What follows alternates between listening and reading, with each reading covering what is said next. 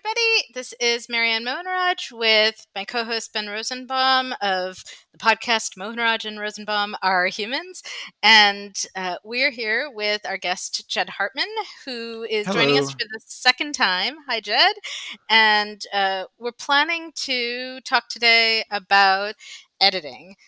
So to give context for anyone who may have missed the last episode, Jed is my long-term sweetie, lives in California. I live in Chicago, so much of our work we've done remotely.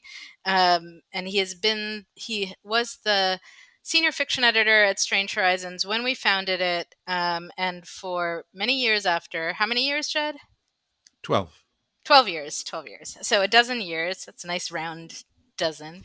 And yeah, we were going to kind of talk about today. I don't know, all about Strange Horizons and editing, short fiction editing, I guess. So there we go. Okay. Somebody else should pick up. That's my framing here. So I think it's worth noting that we are recording this on shortly after the 20th anniversary of the launch of Strange Horizons. Yay! So, which is kind of amazing because how many people told us that we weren't going to make it 2 years? Many.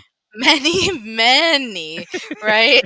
So at the time, it was understood that online magazines were doomed to fail, that they would immediately fail, that there was no possible way that they could succeed. Yeah. So Ben, I kind of want to put Ben in the role of interviewer here, since you were not one of the founders of the magazine, and sure. Yeah. Ask us questions. So what was tell me about the very beginning. What was the moment? What was the moment where you were like, well, I blame two people. I don't know the name of the first person. I was attending Worldcon. I was at a panel. I think we covered this a little bit in the last episode, but I'll try to be quick here. I was attending a panel that is done generally every year for what is now the Astounding Award, but was called the Campbell Award. At that point, the award for Best New Writer. And someone on the panel said that they had counted, and there were only 25 slots for new pro short fiction authors in the previous year. And that seemed like an unfortunate bottleneck to me.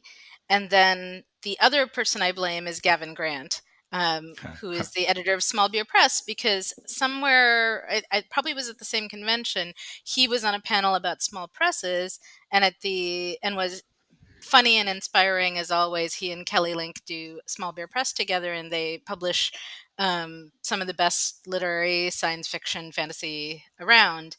And he it's good that you said that.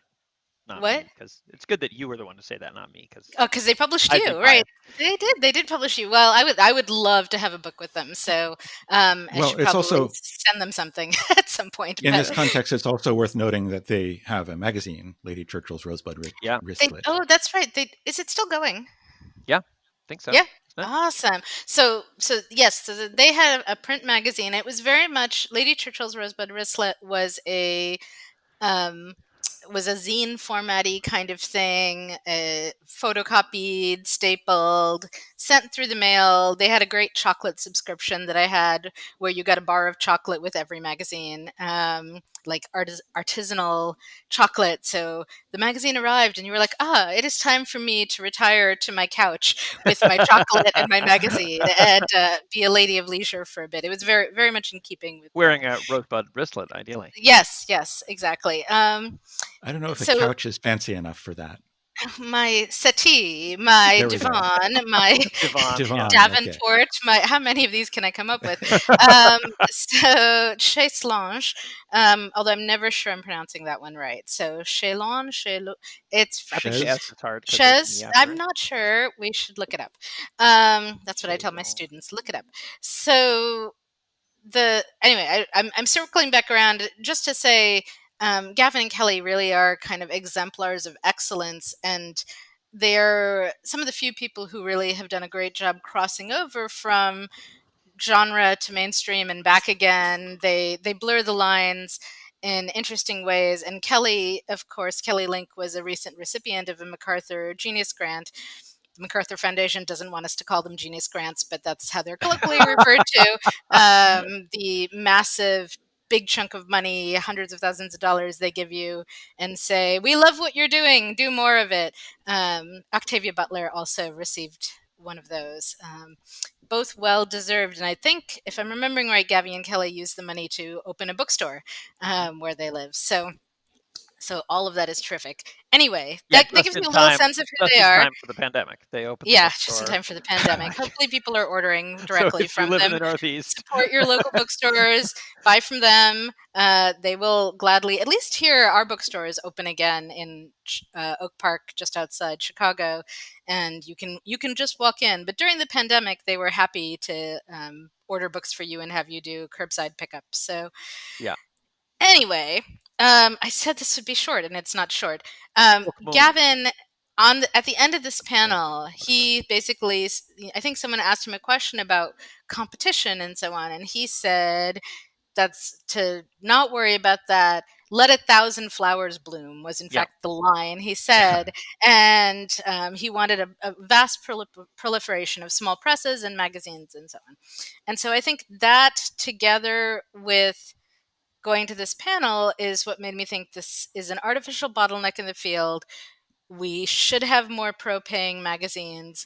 Can we work on that, right? And I have to say, like, it's a little dangerous when people say things like that. I'm also thinking, like, well, when Trump was elected, right, you know, Obama went out there and like said, like, okay, go pick up a clipboard and run for office. And I was like, yes, I will pick up a clipboard and run for office. And I did, right? When people say things like that to you. Well, perhaps. Marianne, maybe slightly suggestible. Peculiarly susceptible. Yeah. Well, charismatic, tall, skinny men. Like now I want to like say like Gavin Grant and Obama. Perhaps there's some commonalities there. Smart and funny. Okay, go on. Can I throw in a side note about Gavin? Yes. Since Ben is here, I want to note that there was, I believe this happened. I could be wrong.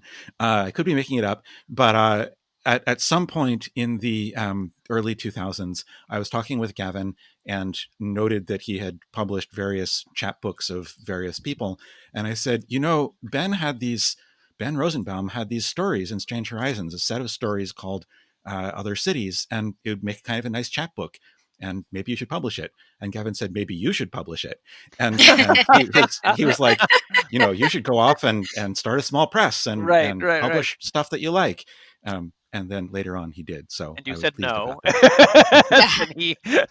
and he said, oh, all right then. So he published Other Cities and he published Other Cities as a chapbook. Because you also have a collection with including them. The one Jed rejected. The bonus city. The other city. The other city. There are actually I think 14 in the chapbook, and there were 12 on Strange Horizons. And then eventually he published it again inside the Ant King and Other Stories, which is my short story collection. Nice. Anyway, so go back to your narrative. Back to Strange Horizons. Well, so then I think the next step was talking to people, right? Like talk to other writers at the convention, talk to other writers after I got home. I was living in the Bay Area at the time, and I had already started and run an online magazine, Clean Sheets, which was an erotica magazine. So I had a template, and I sort of had some sense of like how much money it would cost. And I don't remember everyone who was at the initial meeting. I want to say we met in San Francisco at maybe Sherman Lewis's, Shannon Clark, Cliff Winnig. These are all people who I think were at that meeting. I'm like, whose place would it have been? We met at somebody's home and kind of hashed it out. Jed was there, and then maybe some editors who did not end up sticking with us all the way through to launch. Do you remember anyone else who was there at the initial meeting? My memory is terrible, guys, and I apologize to everyone I'm forgetting right now.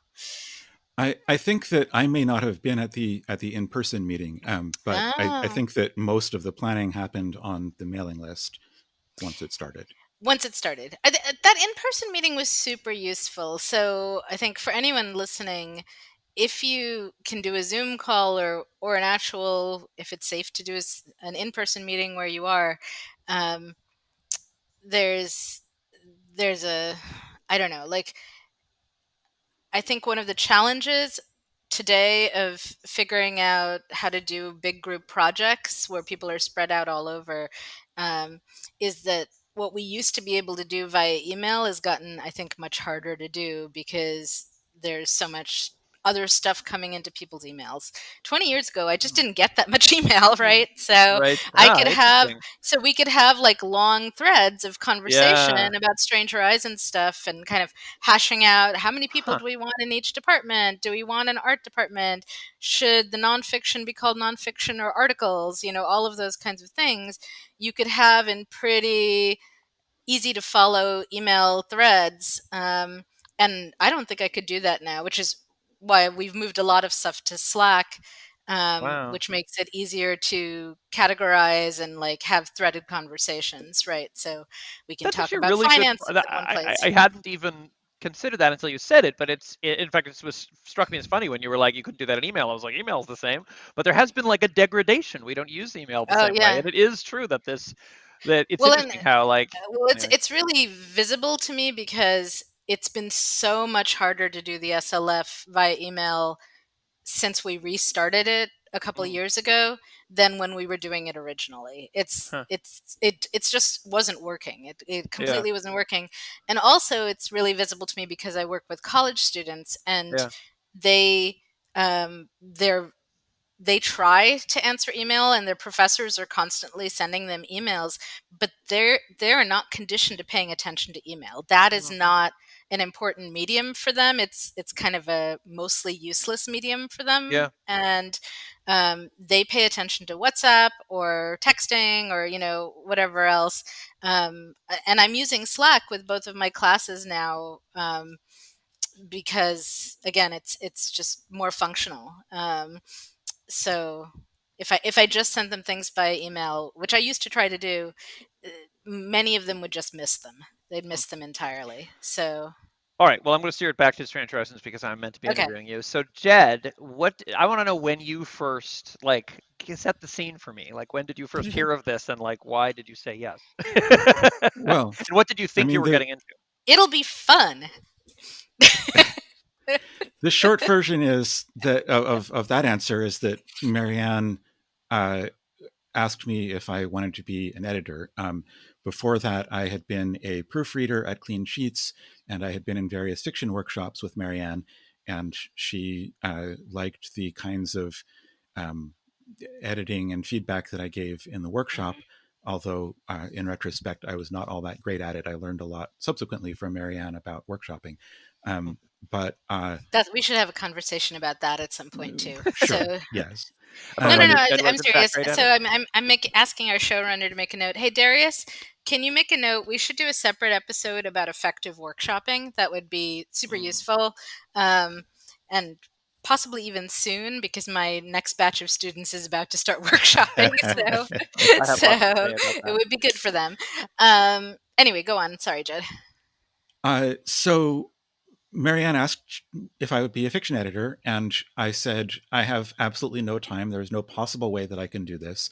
And then I remembered that being a science fiction editor was something that I had always wanted to do all my life. Mm. And I decided to make time for it. How did you? How did? When did you decide? When did that start? That you wanted to be a science fiction editor? How did you have that ambition? You went to Clarion. I'm not sure that it was an ambition as such. It wasn't so much like this is what I hope to do with my life. It Yeah. was more um, it was more like an idle dream. It was Uh huh. both of my parents were editors at various times. I had done various kinds of editing. I had been a tech writer by that point for I think 9-ish years, and I had, as Marianne just said, I'd been to Clarion, Clarion West, and uh, I wanted to be a writer, but I also really liked editing, and I knew that it wouldn't be possible for me to be a fiction editor because fiction editors had to live in New York City, and I had no Mm-hmm. interest in living in New York City. Jed lives in the Bay Area. It is very beautiful there, although right well, at not the right moment. now, but Right at the moment, It's very it is smoky now. full of fire and smoke. So On fire. yeah. Well, but the reason I ask that is because I think there's it's a somewhat more distinctive ambition, or in this case, daydream. But like, I mean, I think many creative people the there's an axis from daydream to ambition, obviously. yeah, But like, but and there are other people I've talked to who it's always interesting when somebody's like, no, I want it to be an editor, and that not necessarily. I mean, I've talked to, I'm trying to remember who, but I have talked to people who wanted to be distinctively an editor as opposed to a writer. yeah. Um, but I don't know. But it's a distinctive. I don't know. I'm just wondering whether there was whether you imprinted on reading Gardner Dozois' editorials or something in early, like that's the. Well, so for example, around 1990, give or take a year, I went to the Locus office. I'm going to pause for a second and say that my Zoom tells me that the remaining meeting time is 9 minutes. I'm working Okay. on it. Okay. I I went to the Locus offices and was interviewing for a job there as some sort of an assistant.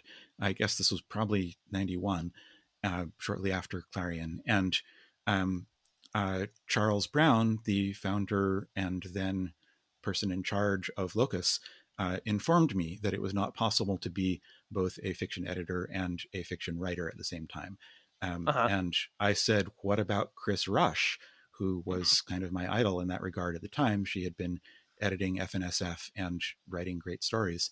And he said, well, maybe it's possible, but it's not very possible, or words to that effect. It's hard.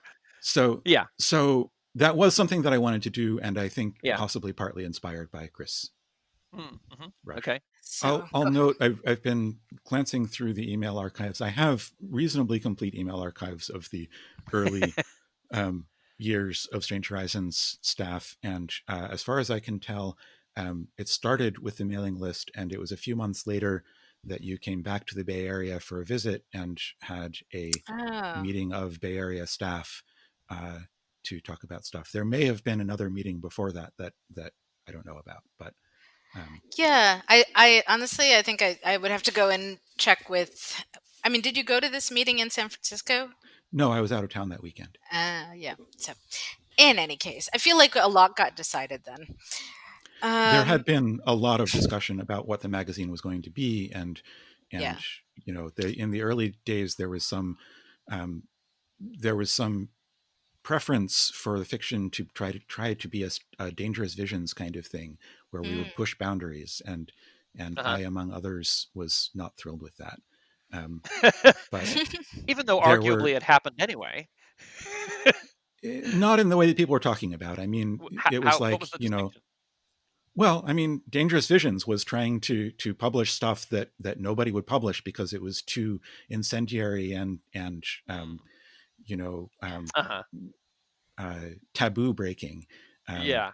is that an okay word to use? I'm not sure, but anyway, um, uh, that was not something I was really interested in. We definitely wanted new voices. Yeah. Yeah. Yeah. Well, and that's No, something I that see Marianne what you hasn't mean. mentioned yet. Is Like sort of George Carlin, 7 words you can't say on radio. I mean, not literally profanity, but like, oh, you couldn't right? publish Yeah, that. Yeah. Yeah. yeah. Yeah. Although I As I feel like said, by 2000 or whenever you were doing this, that'd be kind of difficult to. I don't know. I mean, I'm sure if you had enough gore and smut, it would well, not and pass muster. But But it would have happy, changed. It cheerful would have. Nazi protagonists would be a Right. boundary pusher, but it wasn't one I wasn't interested in pushing. Yeah, I mean, I think you can sort of say like, here's the content. Like, this is. I think that's a useful distinction, right? Like, you can say like, this magazine wants to publish this kind of content, and I'm in the midst of developing another magazine right now, and we are. you just can't stop. Shh, She hush! needs I an know intervention. it's very addictive, right? Like, in theory, I'm still publishing Jaggery, but I've handed over all the editorial work to Anu Mahadev, and they just put out another issue, and Drag Race, a South Asian Lit Mag, and all I do for that is find them the money. I've even hired a bookkeeper now, so I don't even have to make the payments anymore. This month, the bookkeeper made the payments, which is a big milestone and makes me Yay. super happy. So the new magazine that I'm working on, it has a definite thematic focus and even a tone, I think, that I'm going to be aiming towards, right? And Sure. that's very different from what we were doing with Strange Horizons, Yeah. where we wanted to, I think, just do excellent speculative fiction. Yeah.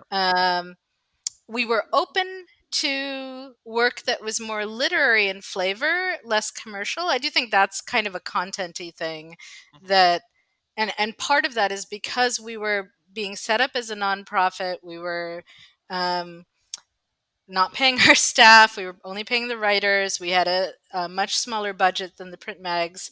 And we didn't have advertisers or newsstand subscriptions to think about. We were going to be free to read on the web.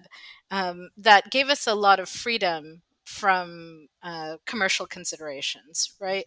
So I do think that's a kind of content-y thing that was built in from the beginning. Does that Yeah. seem fair to you, Jed? I mean, because I think that's the only one. Otherwise, I think it was mostly we just want a lot of new voices, and then that will naturally lead to new ideas and diverse voices and diverse ideas, right? So Well, so I think that we should talk a little more specifically about that, because you had said that that panel that you heard said that there weren't enough spaces for new writers, but you were specifically focused on diversity, and that was not something that I I was mean, seeing elsewhere. sort of, kind of. I guess I kind of thought like I don't even know how to put this.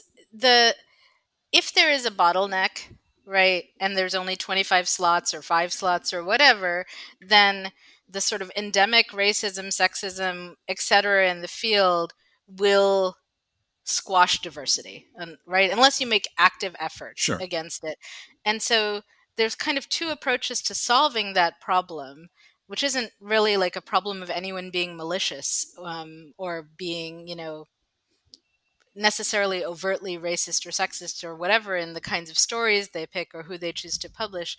You can either approach it in the, well, we're going to put in affirmative action quotas, we're going to actively reach out to um, diverse communities. Like there's sort of affirmative, strong ways that you can create more diversity in the field, or you can do what we did initially. And yes, we had a diversity statement on our site from the beginning, and I think that was important to make Yes. people know that they were welcome. But mostly, we just made the field bigger, right? Like we got rid of the bottleneck, and that gave people a lot more breathing room to compete, if that makes I sense. I'm going to disagree. I think that your I think that the diversity statement was huge. I didn't I say, well, I think didn't that say it wasn't important, but I, I don't think it would have. You could have.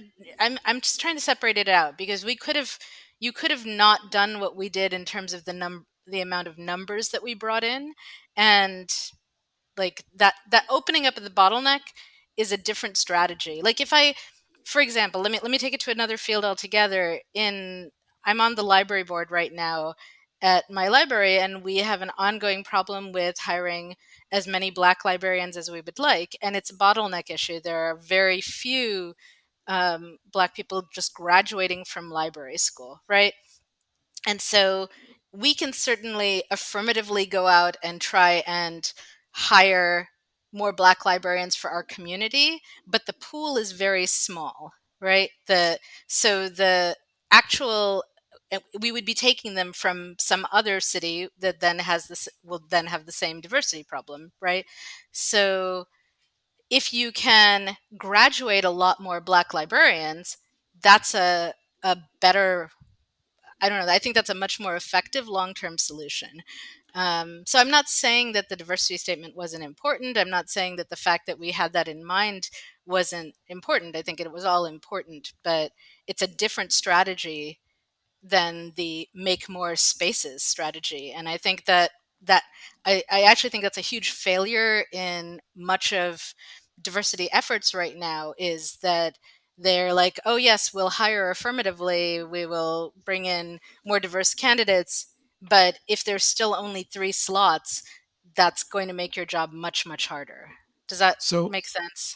it does, but I disagree. I think that you're talking about, you're conflating two different things. I think that when you talked about the librarians, that's a pipeline issue, that we need to have more librarians from underrepresented backgrounds, and we need to, get more people interested in library school and whatever else.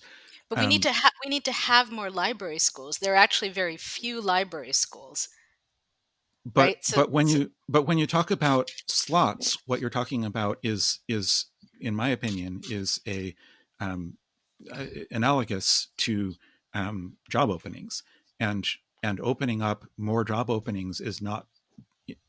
I think that it's important, but I think that you could, let me put it this way: if we had done Strange Horizons and said, okay, we're going to be publishing 40 to 50 stories a year, um, but we are aiming for exactly the same pool of writers as the big three at the time print magazines, or five, or however many there were.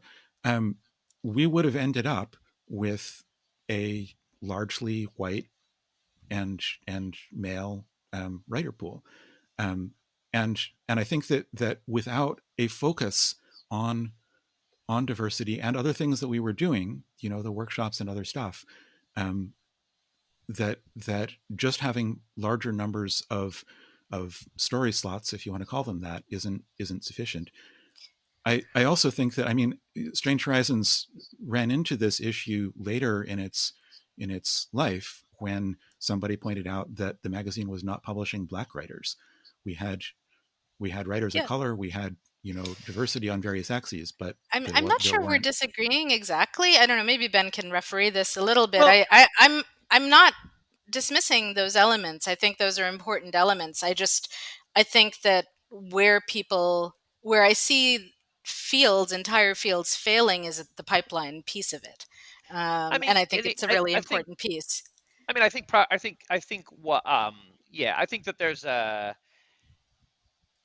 you're talking about two different standpoints, and I think what I hear Jed saying, or what I would say, is that there's a spectrum. There's a range of those efforts, and I Sure. think that, I mean, I think it's neither the case that Strange Horizons was, absolutely neutrally presented itself as just another Amazon's, except another Asimov's, except online with more slots, and that that simply, you got a more diverse group simply because there were more slots, is not the case. It's also not the case that there's no distinction between, it's also, it is the case that you, a primary thing that you did that was necessary but not sufficient, was to open up more available slots, and that you didn't, and that there's a range of how targeted um, Yeah. you are, and that I think as history went on, like in 2000, like my sense also of Strange Horizons is that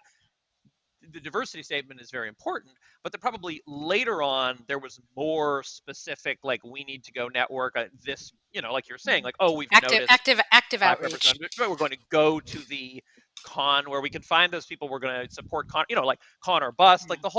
the whole ecosystem of things, where you could even go out and specifically target, I mean, I shouldn't say when you could even, because you could have at any point in Yeah. history, you could go, go to, I don't know, go give talks at historically Black colleges or whatever. You know what I mean? There would have been lots of things you could do proactively. We're going to recruit Yeah. people from this group, all the way to, saying simply, we're reserving this many slots, right? Which is, like one axis, right? But there's an Yeah. axis from just saying, okay, more slots are open, everybody pile in, all the way to saying we have, 25%, Yeah.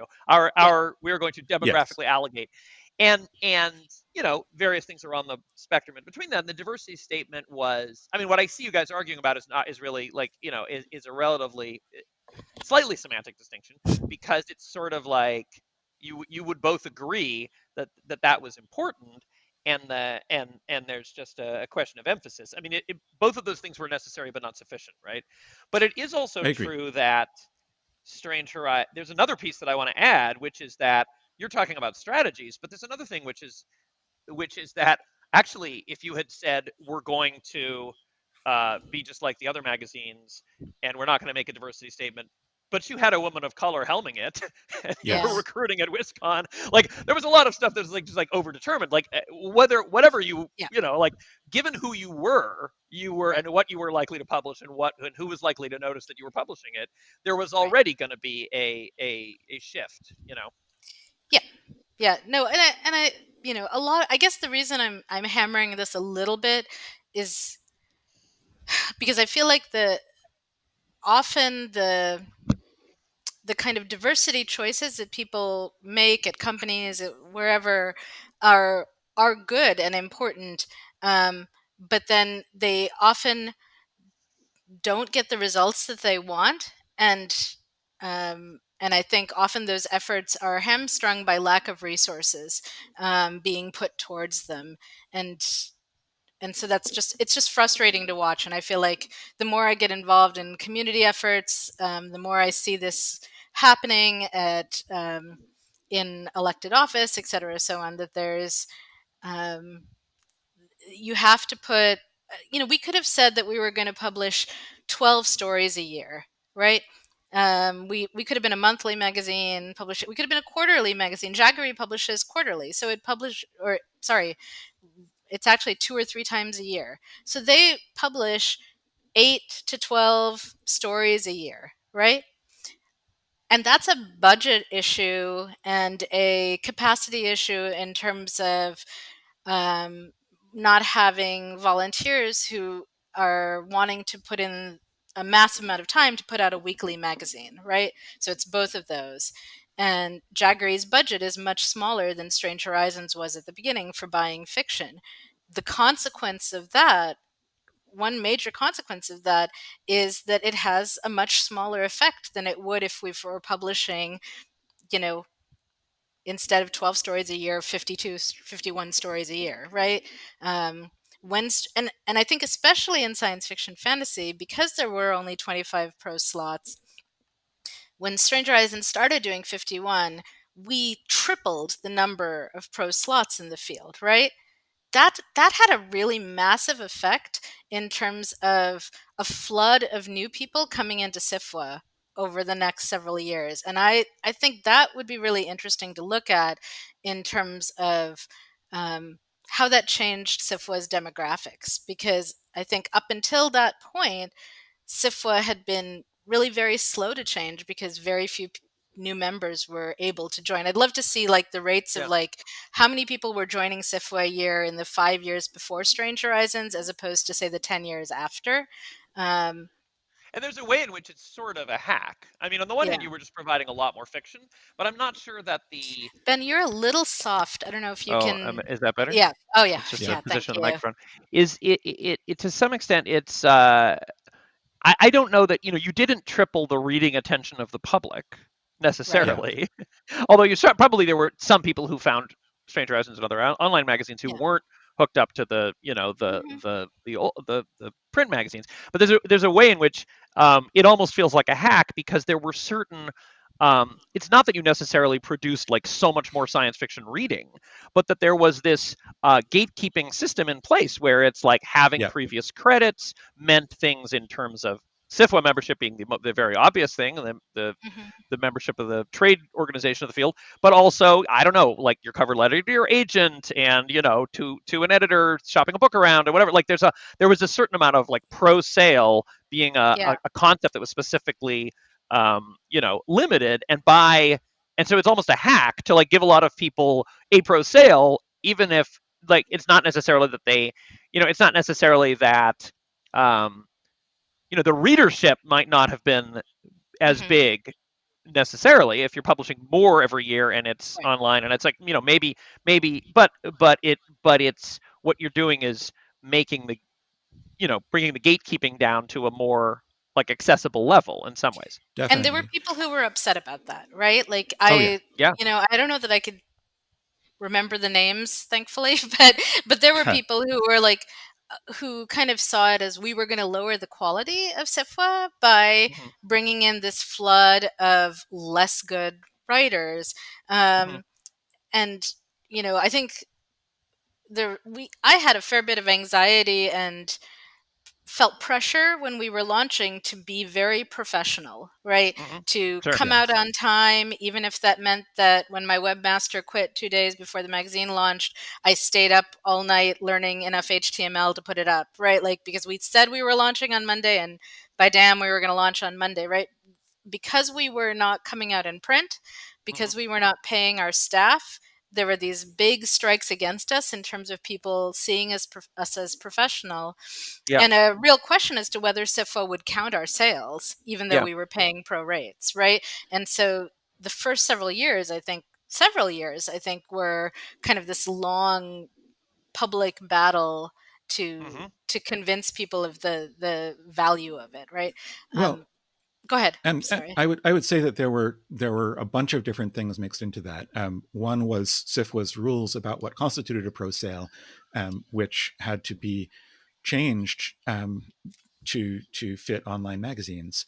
Yeah, because there And was then a had to be number of changed. copy circulation Right. criteria. And then there were further questions about what counted as clicks, for instance. It helped that one of the SIFWA officers sold us a story fairly early on, and I think became an advocate for us. Although we I did also not know also that sorry. we Go didn't ahead. know that this person was a SIFWA officer at the Sure. time.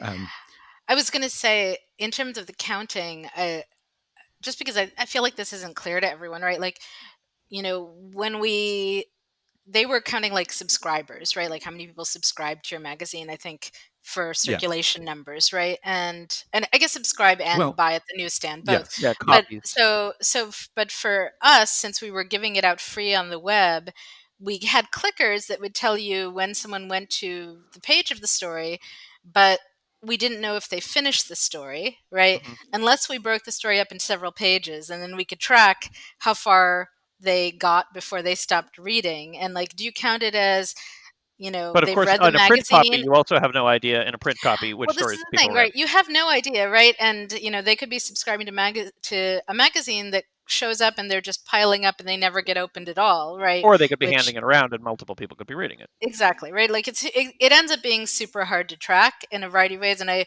if I'm remembering right, one way that we were able to reassure SIFWA a little bit was when we started making it possible to download issues, because like you could at least No. no, you're not remembering this the same way. I No. remember that being a big part of the conversation, that being able to download issues was We easy to track in a way that that No, we never did that we did during the whole make time that issues downloadable.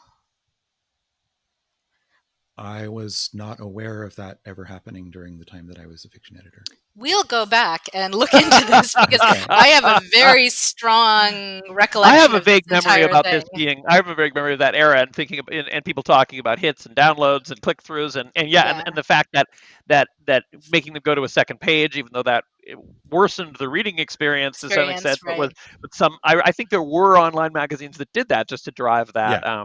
Yeah. that level of Well, So and you see this now with like, recipes online that yeah, yeah, so that they get as right. many ads as possible, they make it the page really, really Yeah. long and put the actual recipe at the bottom. Yeah, or But these I things mean, that are like series of images where you have to click and have yes, them scroll right through like 5 different things. yeah, Yeah, to make you look at advertising. yeah. Sorry, there were Jed, go ahead. Make them also more technical issues at the time in terms of, so we had access to a count of the number of clicks on various things, or actually the number of page requests. But there were issues around caching and other technical issues that made me Hmm. reluctant to trust that. And so I refused to publicly say the number of page views that we were getting, because I Yeah, didn't think that it was a useful measure. So eventually SIFWA changed their criteria and stopped caring so much about that sort of thing. yeah. There was also an issue where it turned out that SIFWA had a secret rule that you had to have been publishing for at least a year Mm. before you could count as a prozine, as a pro sale. And that rule was so secret that professional editors in the field had never heard of it.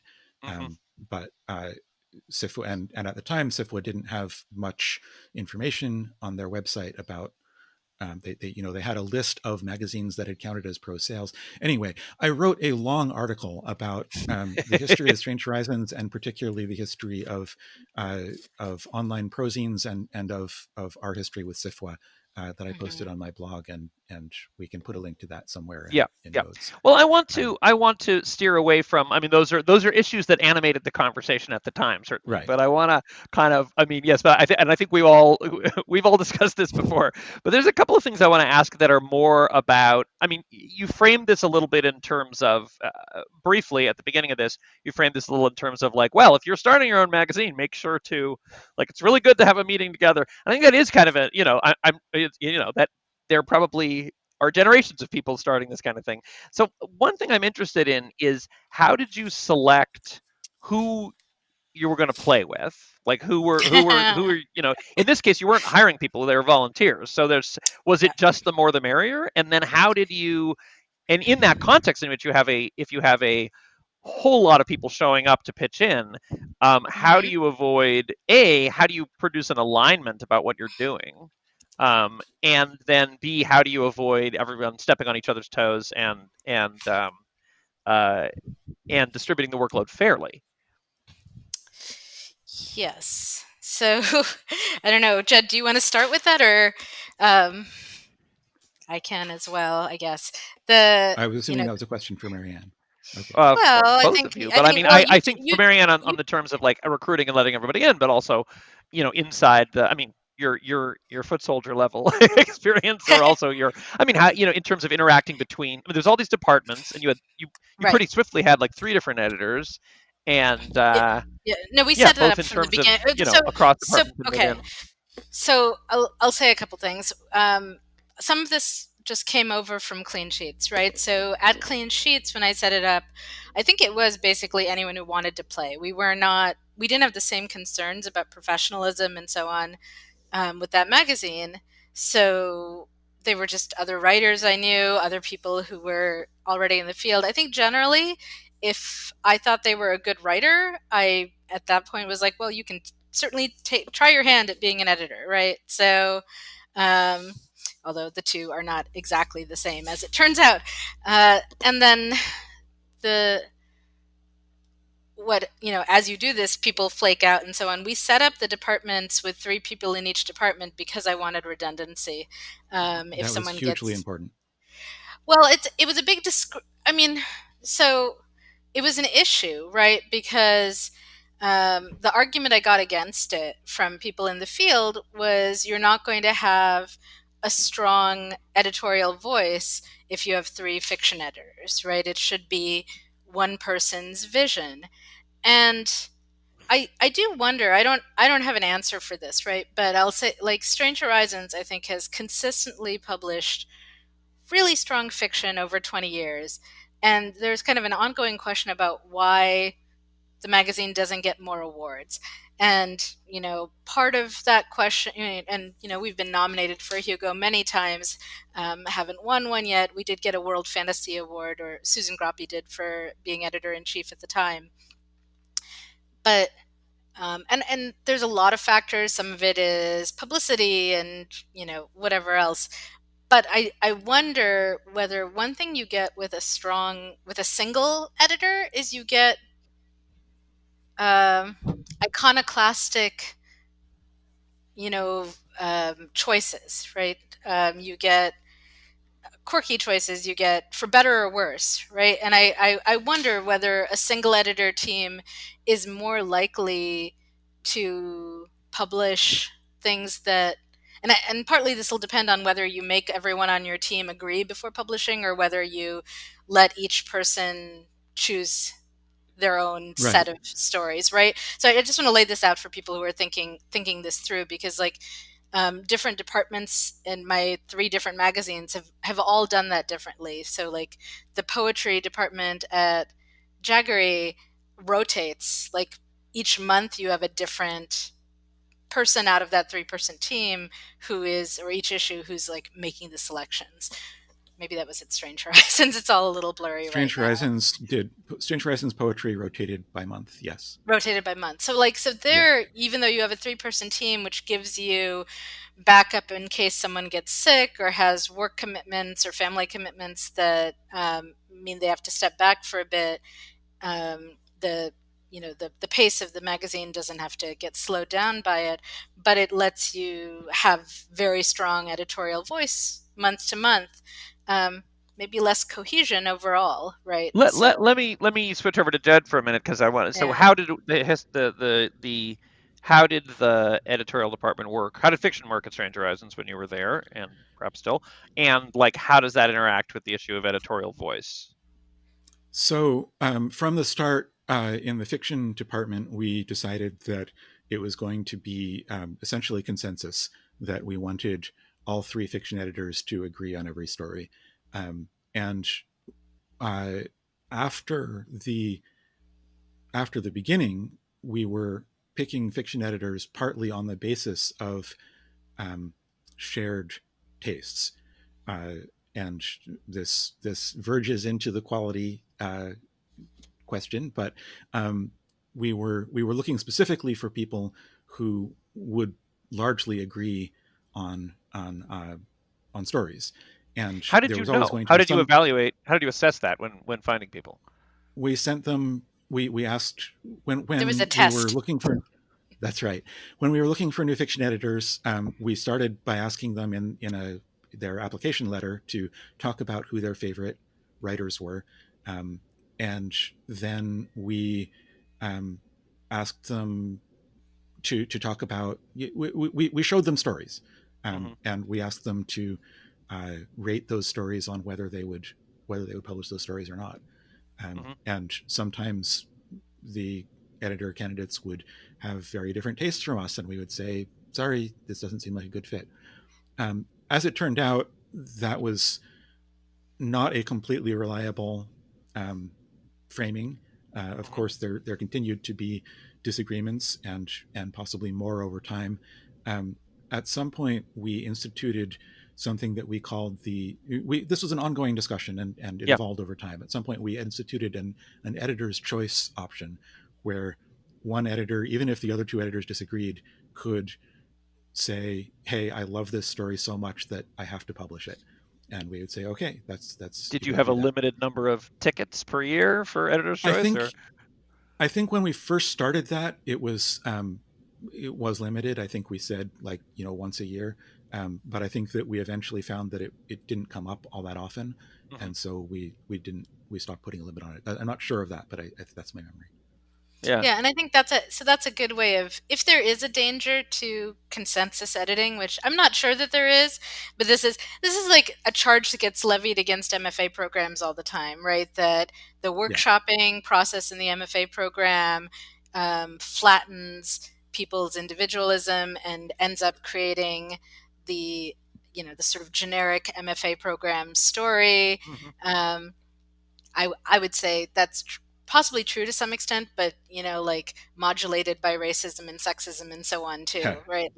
There's a lot of things that go into creating the generic MFA program story. But so I do think that can happen, that there can be a stifling effect. And then the question is, well, how do you guard against that? Do you put in editor's choice? Do you check for it every time? Do you ask yourself, okay, these stories that we're passing on, are any of them that we're passing on, is it because they're using different cultural modalities that we're not used to? There's a bunch of different ways you can guard against that kind of effect, I guess. Well, it sounds like there you're talking about 2 things that are in tension, because I mean, I guess I'm a little suspicious of the notion of iconoclastic, singular individual great man editorial voice. Like this is the expression of my ethos. Because indeed, you would want to not ask yourself the question: is this new cultural things I'm uncomfortable with? Because after all, those new cultural things you're uncomfortable with would be outside of your strong individual editorial voice, right? I mean, those are a little bit in tension. I actually, I'm gonna briefly step out of the interviewer role to opine about two things. But first of all, I think that the answer to if you have three people working by consensus and talking to each other and arguing it out, you will lose editorial voice. The actual answer to that in the context of Strange Horizons is that is our editorial voice. That is actually the ethos of this magazine. Is not like, my unexamined individual, oomph, the muse has told me, but like we did this together is actually like the ethos of the magazine. And I like, the sort of sometimes I feel so strongly that everyone's going to back me up even if they disagree. That is actually how real consensus operates. That's how a healthy consensus making decision body works, as opposed to the failure mode of like consensus means we only decide things if everyone likes them, which is actually not how a consensus organization is supposed to work. I went because to a Quaker blocking college, consensus is not the same as disagreeing, right? Yeah. But so actually, you evolved a very healthy consensus process, and the other thing I would say is I can't resist opining about the awards question, because I think it's interesting. I think it interestingly connects to the thing you said before about pipeline and slots, because I honestly think that one of the reasons that Strange Horizons hasn't, and this actually dovetails with a pet peeve that I have, that was an argument I lost with Jed long ago, that I want to bring up again many years later now that I haven't stuck on a podcast. And that is that just as it's a hack that, there was a limited number of SIFWA gatekeeping slots, and by massively publishing a whole lot of stories basically on the backs of your very diligent, tireless editors, you busted open that gatekeeping effect and like allowed a lot of people into the party. There is also the effect that basically, I think there are voracious readers who read every magazine and every story that comes out, but a lot of people have a home base. And so you clustered around yourselves Strange Horizons readers who were in the habit of going and clicking on Strange Horizons.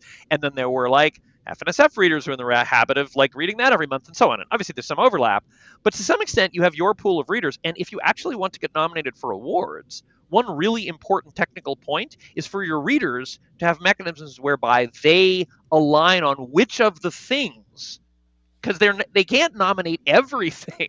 If you know what I mean, if they all nominate 5 things and there's 500 readers and you've published 100 stories, then each of those things has 5 votes.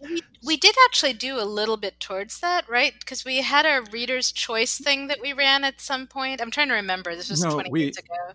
We intentionally avoided having the reader's choice come out before nomination season for the Hugo. That's right.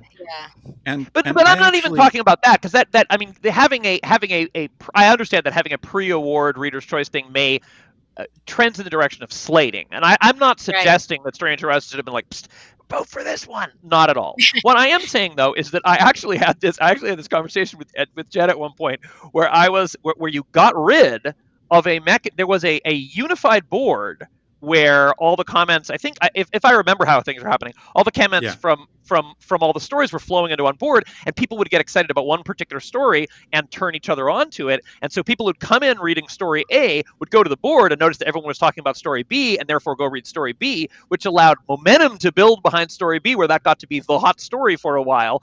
And I remember saying, and I think you changed the board so it no longer worked that way. And I was like, this is a loss, because that was a useful effect. And Jed was like, I am intentionally discouraging that effect. I may be misremembering it, but sort of out of a sense of egalitarian, like, why should this be the popular story and the other story be unpopular? I don't remember that. It is possible. I would disagree with, if I did say that, I would disagree with myself then.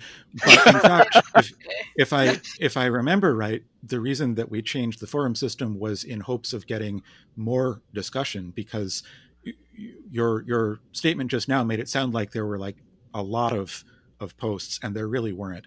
Even in any forum system that the magazine has ever had, there have never been very much discussion. And I think part of that is, I was talking about this with a friend recently, I think that short stories in general don't get a lot of discussion unless they're really controversial.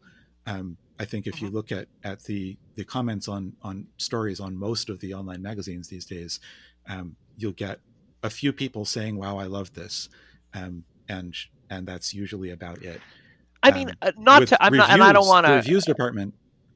Just to finish that thought, the reviews Yeah. department did get a lot of discussion, and that was great. But I don't think the fiction department ever did. And I don't want to like get stuck on going back to a 10-year-old argument about the forum system, because I mean, it was certainly worth experimenting. But I think that what actually, my memory of it is that there wasn't very much discussion. There was, like, on average, maybe a comment per story, unevenly distributed, because some stories got 5 and most got none. Yeah. And those were all in one big pot. Like, those comments were all being thrown in one pot. So if I were to go every week or so and go look at that place, there would be a few comments. They would mostly be about one story. Like, every month, every couple of months, if you went and checked in, there would be some comments. They would mostly be about one of the 8 stories published over those past 2 months. And that was a tip that you should go read that one. And then it changed to a system where each story had its own comments. So then there was still, like, one comment per story, or no comments on most stories, but they weren't together, so you couldn't, they weren't connected to one another. I mean, I don't want to. I may be misrepresenting what you said, and maybe that's just how I took it, and you were actually saying this is a drawback, but I think the other thing is more important. But I do feel like there is there is some meaning here, in the sense that what you did had. The strategy that you took had positive and negative, or you could call them positive and negative. What you were is a very egalitarian, community-based, non-hierarchical, consensus-driven, enthusiasm-based operation. And what that produced was a flood of new people into the genre. And also, I think it mitigated against any of those people being the it person, the hot new thing, which I think was maybe not your conscious intention, but was sort of explicit in the design, but is also a lot of the reason I think that there isn't the kind of momentum behind a given Strange Horizons stories as being you know what I mean? If it's fewer stories and, there's some more mechanisms for concentration of readership around, Sure. I think that, I mean, okay, I have like 4 different things I want to throw in here.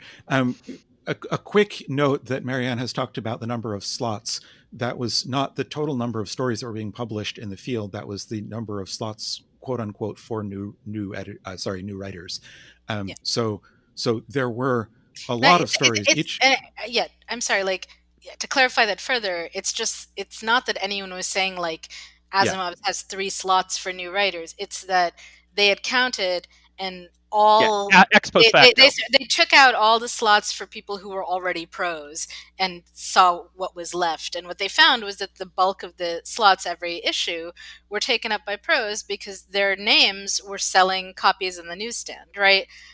So although by 2000, it was more inertia and nostalgia for the time when they were selling copies on the newsstand, because by 2000, the newsstands had been destroyed by the merger of the publishing industry, and there were only 2 brick and mortar bookstores that weren't little indie bookstores left, and neither of them had a lot of. I mean, you would not find a whole lot of sales for Asimovs and FSF driven on Bounds and McCarthy was still talking about newsstand sales when we started. Like, in part, I remember this because she said every time she puts a dragon on the cover, she doubles or triples her newsstand sales. So she tried to buy a dragon story every issue. But my suspicion is that that's the story she'd been telling for a while, and that it was the very tail end of it being true. Gardner Dozois would list in the year's Best SF, he would list the circulation of the major print magazines every year, and it had been going steadily down for a decade at that point. So my point here is that the print magazines were also publishing, on the order of 40-ish stories a year. It wasn't that we were publishing a huge number more. It was that the percentage of our authors who were new writers was much, much higher. And actually, I want to toss in a side note there about the SIFWA membership thing, which is that I was delighted that the lists of new SIFWA members came to include, like, a lot of them were Strange Horizons authors. Sure. But I was also pleased that that meant that those authors were selling elsewhere as well, because very few writers ever sold us more than 2 stories, and you needed 3 pro sales to become a SIFWA member. So I have a question about that. Were you guys? So you were not reading reading blind. I'm sorry. Correct. There's another term for this, and I can't remember. I'm trying to like get away from using Anonymized. Anonymized. Thank you. So you are not anonymizing because if you are blind and you are reading a story, you can also bleed the byline. Yes. with your screen reader. So you were not anonymizing, and so you knew who was sending you stories. Yep. Were you actively reluctant, do you think, to publish a second story by someone? It was just chance that didn't happen much, or? Yeah, we were absolutely not going out of our way to avoid writers. It was always incredibly disappointing when somebody whose first story to us we loved, they sent us another one and it was like, oh, this doesn't quite work for us. And did you get a lot of third and fourth and fifth submissions from the same people? Oh yeah, definitely, yeah. I mean, it varied a lot. Some people only ever sent us one story and we never heard from them again. Other people sent us a story as quickly as possible. I mean, last thing I'll say on the Hobby Horse Award hypothesis, I stand corrected on the number of total stories published. It is nonetheless the case that if you are publishing established writers, mostly, they have fan bases. And, that's true. And also, if you are publishing series by people, which very often in the other magazines it was like, oh, another one of that guy's series, and then again there can be an accumulation of. So if you're publishing mostly new people no one ever has heard of, and each one only on average gets one story, it does mitigate against there being kind of a momentum building behind a given yes candidate. Although it's also been my experience that many people are completely unaware of bylines and have no interest. People would come to Strange Horizons to read the humorous nonfiction article "How to Install Linux on a Dead Badger," and that was by far the most popular piece that we published in years. Right. But those same people would not even look around on the magazine site to see if there were other things they would be interested in. Sure. It was just and award nominators are a small percentage of all readers. Yes. It's like people who vote in primaries don't represent the general electorate, right? Obviously, you're not the average reader is not. This is not even a conversation about them. But award nominators are often true fans, right? They're often people who are either really into one particular author or who are into the field and. Yes, and that's much less true now than it was before the puppies and the huge backlash to the puppies, which anyway. The other thing that I wanted to note is that I put more emphasis possibly than either of you do on publicity and advertising, which was something that we never did very much of. We were never very good at it. I personally was terrible at it. And there was a point, I think sometime in the mid-2010s, when you, Marianne, said that you felt that other magazines were doing better than Strange Horizons at publishing stories by racially diverse authors. And I said, Strange Horizons does this all the time. And you said, but I never see them. I think that other magazines were doing a much better job of having a publicity person who would go out and publicize. I will specifically name Michi Chota, who was great at this, publicizing the things that Uncanny was publishing. And it pays off. Right. And, Lightspeed did the Queers Destroy campaigns, right? So they also had like themed issues, which Strange Horizons wasn't doing, and that's another coalescing thing. I think there are many paths to awards, right? So, I think all of these, there are a ton of, we could like list out all the factors we've talked about. Name recognition, blah blah blah, and they're all relevant. And so, if Strange Horizons is not opting into 9/10 of them, that's going to be a disadvantage, right? Right. So, sure. And I was thinking one thing that isn't clear to a lot of people is that magazines have a published rate, and that is for a lot of magazines. Whether when you say rate, do you mean pay rate? Pay rate, right? I was going to say, so it's like maybe it's 5 cents a word or $1 a page or whatever it is, $10 a page, whatever. That is the kind of over the transom rate for the people who are just reading the submission guidelines and sending in stories. For traditionally in much of the literary field, there was a separate budget and much higher pay rates for the established writers that you invited to submit to your magazine. To give an example of this that didn't pan out for me, but when when Bodies in Motion was published, my agent got in a good deal, so it was made clear that HarperCollins had paid a big chunk of money for this book. My agent got queries from the New Yorker, Virginia Quarterly, a couple other places asking to see my short fiction. And Virginia Quarterly in particular, I remember they had a published pay rate that I'd looked at that was something like, I don't know, a couple dollars a page or something that was standard for the literary magazines of the time. But they were offering, I think, $2,000 if they bought one of my stories, and they didn't end up buying it. But it sort of made clear, and then from talking to other lit mag people over the years, it's become clear that that's pretty standard in the magazines that have some money to draw on. I mean, in the literary world, I don't think that this is true in the literary world. I don't know in science fiction, but I wouldn't be surprised if, like, I don't know, if Sheila Williams at Asimov's, has dropped a note to George saying, George R. R. Martin, if you have another story, we'd love to see it, and this is what we can pay for it, right? It may well be higher than their standard the very rate, top right? of the. Yeah, I think it's probably less common, but I think it's certainly probably happens the very in top of the science fiction anthologies. I don't know about magazines. Yeah, so so the fact that Strange Horizons wasn't doing that either, like we were not going out and spending a lot of time and energy on soliciting big names, and money.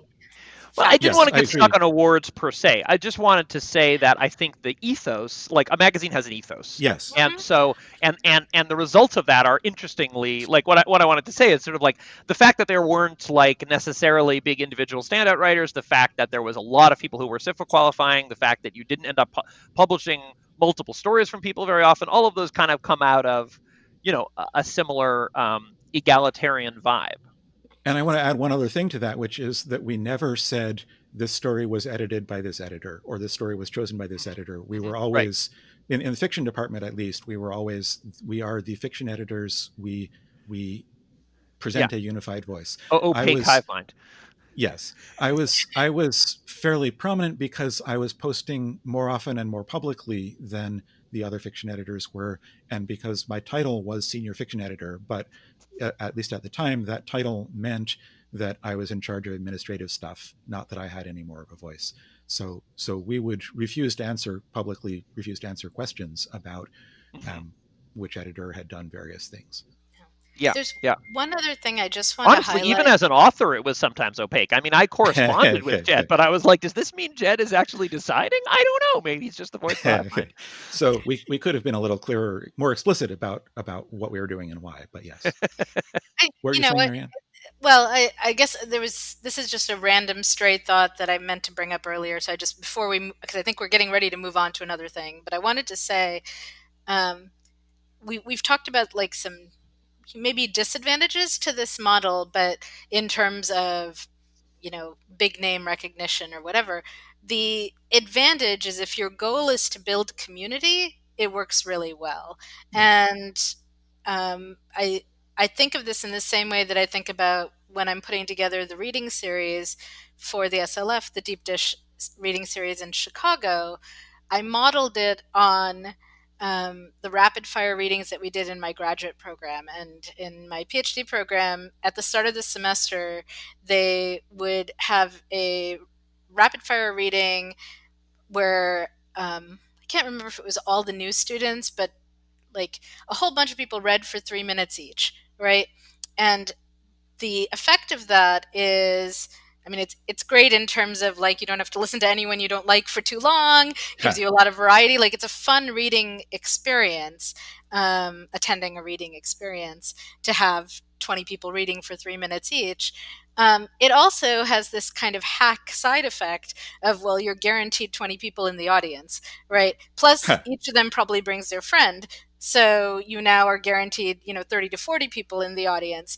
And that's a great audience for a poetry reading or whatever else. And so we carried that forward to the Deep Dish readings. We do a combination. We have featured readers who read for 10 to 15 minutes, usually no more than 2 of those. And then, somewhere between 6 to 8 people reading as rapid fire readers. The whole event is, we try and keep it to a tight hour and a half. And, we generally pack the bookstore because it's hard not to, right? Because people bring their friends, and over time, that builds a community, right? And I think I feel like the thing that, if you look at something like our reading series or Charlie Jane Anders' Writers with Drinks reading series, there are a bunch of reading series that build a community that is enthusiastic about the series and trusts that it's going to be a great experience and a fun time. And even if they're not reading that month, maybe they will be in, 12 months from now, and they feel like they're part of the community. Mm-hmm. And I think if you're starting a magazine, it's worth taking a little time to think about, like, what are you going to do to facilitate people feeling like part of your community? So at Strange Horizons, we did some things to make the writers feel like part of our community. When we, were at WisCon, we'd have the tea party. I'd stand on a chair. I'd talk to everybody. I would welcome them all in. I'd try and speak to everyone we'd published in the magazine who came to the party. So, and I think especially like some of the nonfiction writers and the poets were not used to that, to have an editor come up to them and be like, "We're so excited to publish you." And anyway, that's my mode. There are lots of other modes to do it, but I think it's worth thinking about a little. And now at the SLF, this is one of our big questions, is as we start expanding our activities, we're adding local chapters, but we also want to add more online stuff. How do we build a cohesive, supportive community, right? And part of that is going to involve volunteers who are strong moderators. So like we're currently talking about, are we going to set up, Clark's World has a Discord, for example, which I didn't know. But if you sign up, I only learned this, and I've been published in Clark's World, right? So, and I think it's a great magazine. But I was talking to Neil Clark at the Virtual Nebulas recently in a virtual bar, and he mentioned that they have a Patreon that then is synced to their Discord forums. And so if you become a Patreon subscriber of Clark's World, a supporter, you then get access to these forums. And so when we talk about like a community forum and people, I haven't participated in them. I'm curious whether they're like lively, very active forums or not. Because I think we're probably going to try doing something similar with the SLF. If you become a member of the SLF, you will get access to our Discord channels and then come and hang out and talk about writing and other things with us. So anyway, I agree that building community is really important, and that we did some things very well with the Strange Horizons aspects of that. I also think that there was a lot that we missed, and I am not good at building community, and so I don't necessarily know what those things are. But I feel like there could have been more of a community around Strange Horizons. We worried at times in the fiction department that we were a magazine for fiction writers rather than for readers, and we would reassure ourselves that in science fiction that is not a strong distinction between those two categories. But even so, it was a bit of a worry.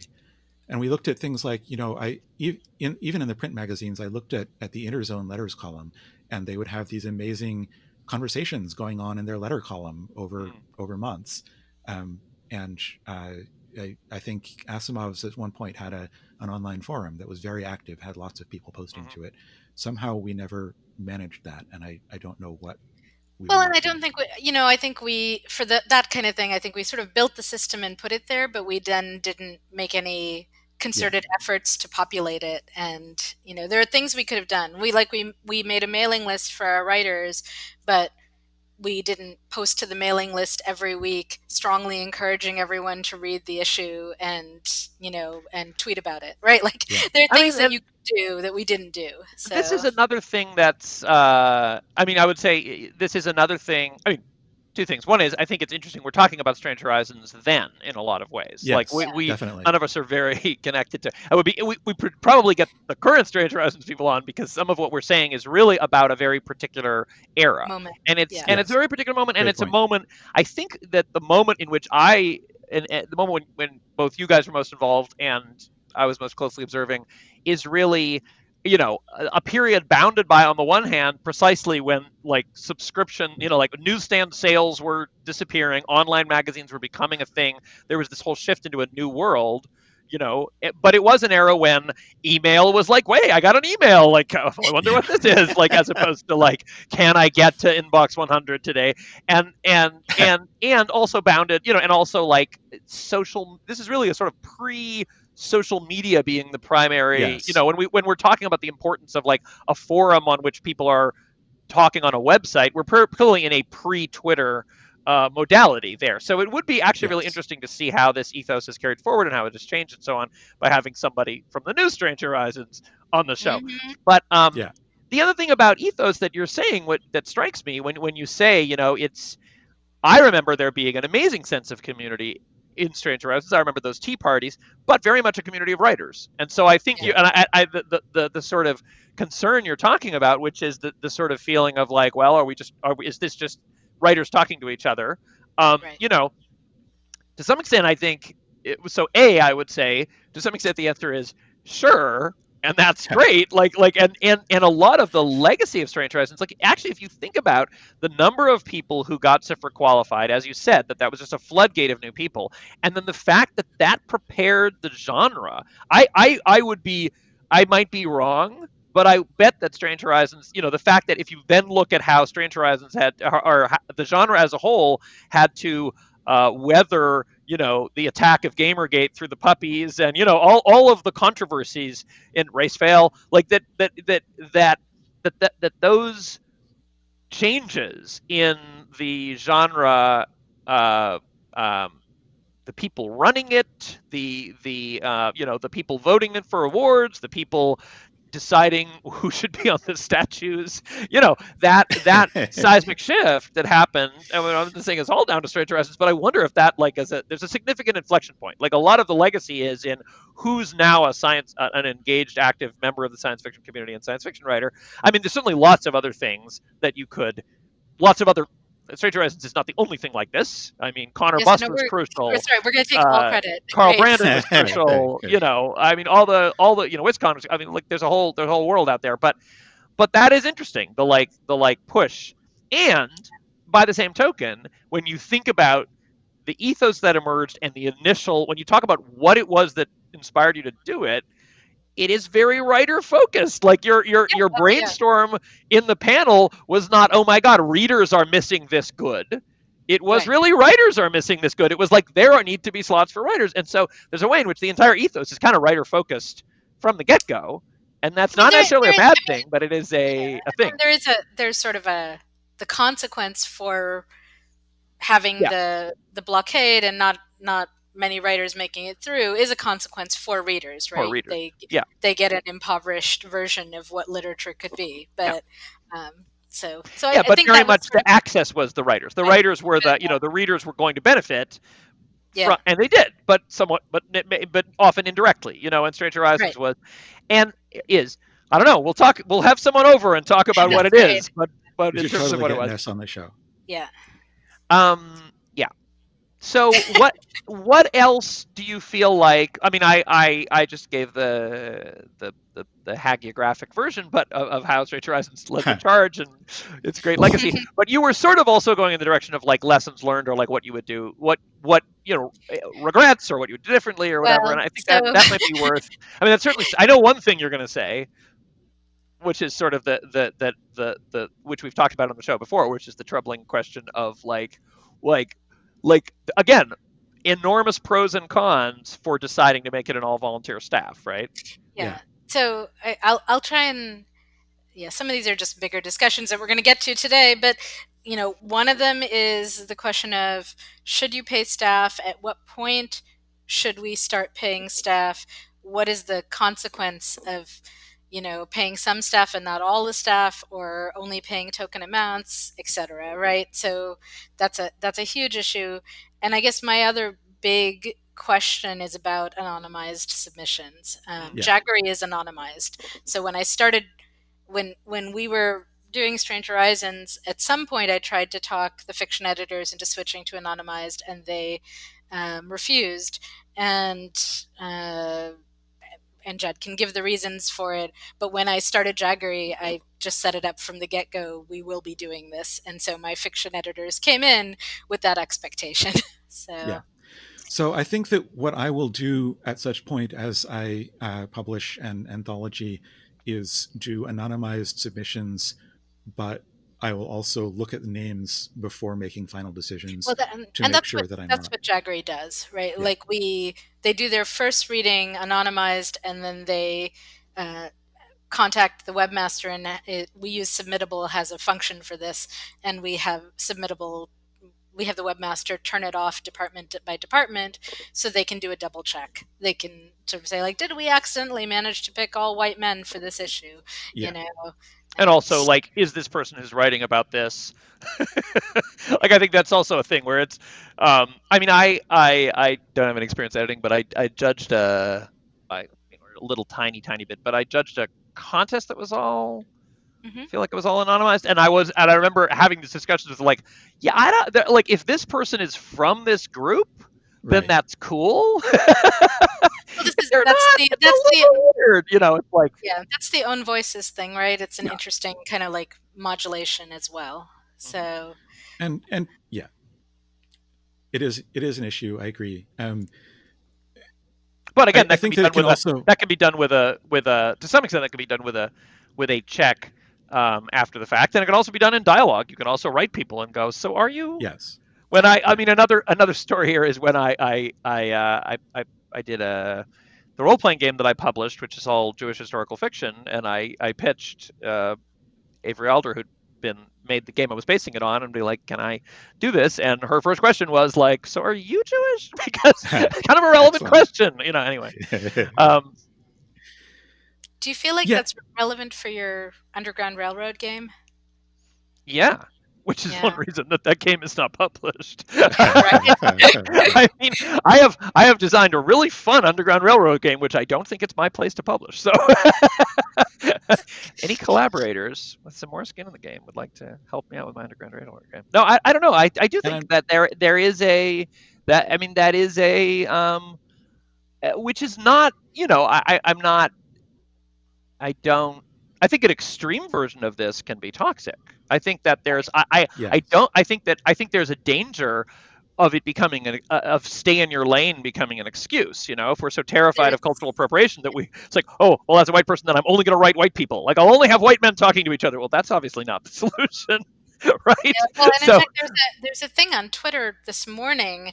There was a discussion happening about some queer writer had kind of like made a pretty critical comment about another woman writer who had been closeted, who had gotten some press and publicity, and she got outed, and that was almost sort of implying like it's not fair that this closeted writer gets more acknowledgement than people who are out. And then there was a lot of people, and I would be among them, saying like, you don't have to. Not everyone is in a position to, right? Yeah, exactly, right. So I mean, I want to toss in a quick aside that the phrase "fun Underground Railroad game" may not have come across quite the way that you meant it. I mean, it's also a good game, harrowing, but games should be fun. Yes. I mean, fun in a game. This is definitely a sidetrack, but fun in a game is. Specific. Well, I mean, but to take it back to like, Jewishness, like, would you be comfortable saying like, I've written a really fun Holocaust game? Yeah, I've played fun Holocaust games. Okay, totally. Well, Gray Ranks. I'm not saying that it can't be fun. I'm just saying that if that's the only word that you apply to it in the context of a podcast, people may come away with the wrong impression. No, so I know what you're saying. No, I mean a really historically engaged but I feel like in games.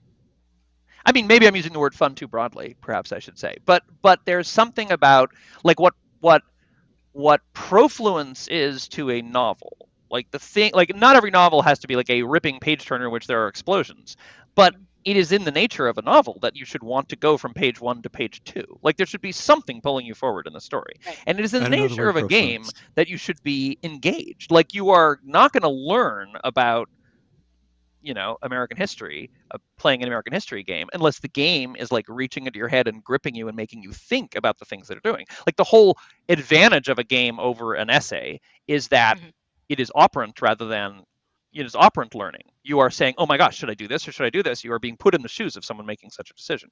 So anyway, but we're pausing. it may also be a flaw in the game. Ben, we're pausing to define profluence because Okay. Jed said he didn't know it. It's a copious or smooth flowing, the quality or state of being profluent, fluency. So just in the context of writing. Well, I don't know if that's how I was using it, but what I meant is I believe I'm cribbing the term. It may be an idiosyncratic usage from John Gardner's On Being a Novelist, but about the urge to go forward through the book, the thing that is pulling you forward. And I mean, that doesn't mean you have to do it in a standard or cliche way. It doesn't have to be a page turner in the most limited sense, but it is a necessary operation because of the fact that the pages are there's page 1 and there's page 2, and if they don't read page 2, then why did you write it? It's built into the form. And it's similar in a game. If you're not going to, you know what I mean? A game necessarily needs to call to you to engage with the decisions that the game is offering you and care about which one you make. I feel like we need to bracket all this with, and experimental fiction messes with all of that. Italo Calvino's If on a Winter's Night a Traveler really super pushes at it. No, well, that's my point. That's my whole point.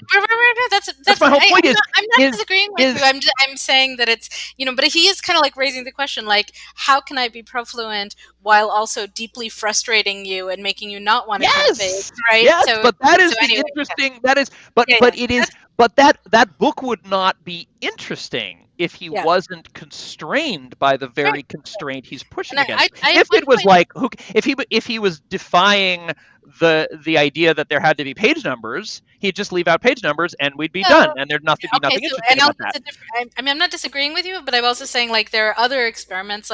He used to one end of that. I mean, there's also Dadaist poetry, right, where you throw all the words up in the air and then the order they fall in is the poem, right? And so I think there's some interesting things you can do. I mean, I feel like there's an edge case. I wrote it. Hang on, let me finish. And I once wrote a hypertext story where you could drop in anywhere, it would be randomized when you open the page, etc.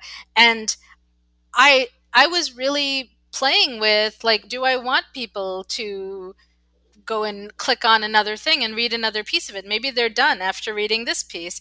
Maybe they want to read this piece 3 times in a row, right? But you'll notice that you didn't publish that in a book with page numbers.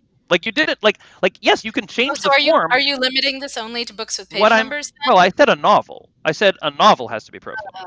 What I'm saying is that the form and the content yes, what I'm saying is it's a deep relationship. The interesting thing about the Dada words is that is actually there's an interesting edge there. If you throw the words up and they land, and when you read it, it works, and one of the ways that it works is, while that may be nonsense, it leads you through it, and you read each word. Then part of what you're present to, and I love that stuff. Big fan of Dadaist, and a lot of what's fun about that is that it's this is giving me a window into the deep beauty of randomness. That while this is apparently random, my brain is working so hard to make meaning at it that I'm making a narrative, even though there can't be one because we threw the words up in the air. That's beautiful. On the other hand, if you throw up the words and they fall down, and you find yourself not reading through it, but just sort of appreciating the beautiful way that they fell on the page, that is now a Dadaist painting. It's a beautiful work of art you have produced, but it is now not a poem. Or maybe I'm not gonna say what a poem is, but I maybe all right. I'm gonna limit this to prose. I'm gonna limit this to prose.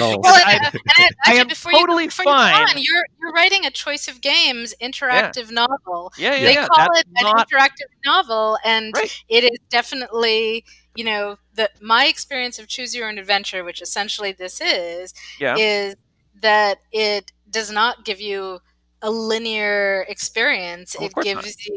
Well, I'm just saying, right?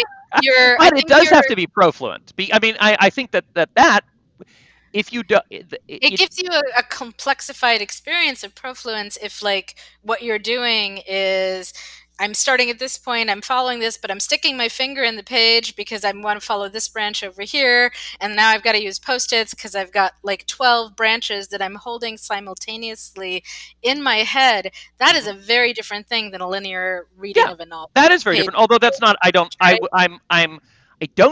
I think that is a mode of reading that a choose your own adventure book, not a choice of games interactive fiction, a choose your own adventure book affords. There's no Post-its. The choose your own adventure book affords that. You can actually stick Post-its. I don't think that's the way people usually read. I mean, that's not how I read. I just read the pitch of Choice of Games, and that's what they said, right? In their like submission guidelines, they say people like to go back and read all of the different pathways. Yeah, on their second read. You can't, you literally, it is a very conscious choice that there is no back button.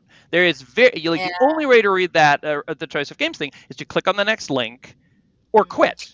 You could have 12 devices and like read them all simultaneously. I almost feel my point is not there is only one good kind of art you can make with words. My point is that the nature of the form produces certain effects that are independent of the content. And like you can when you put something into, when you take away the back button, that means something.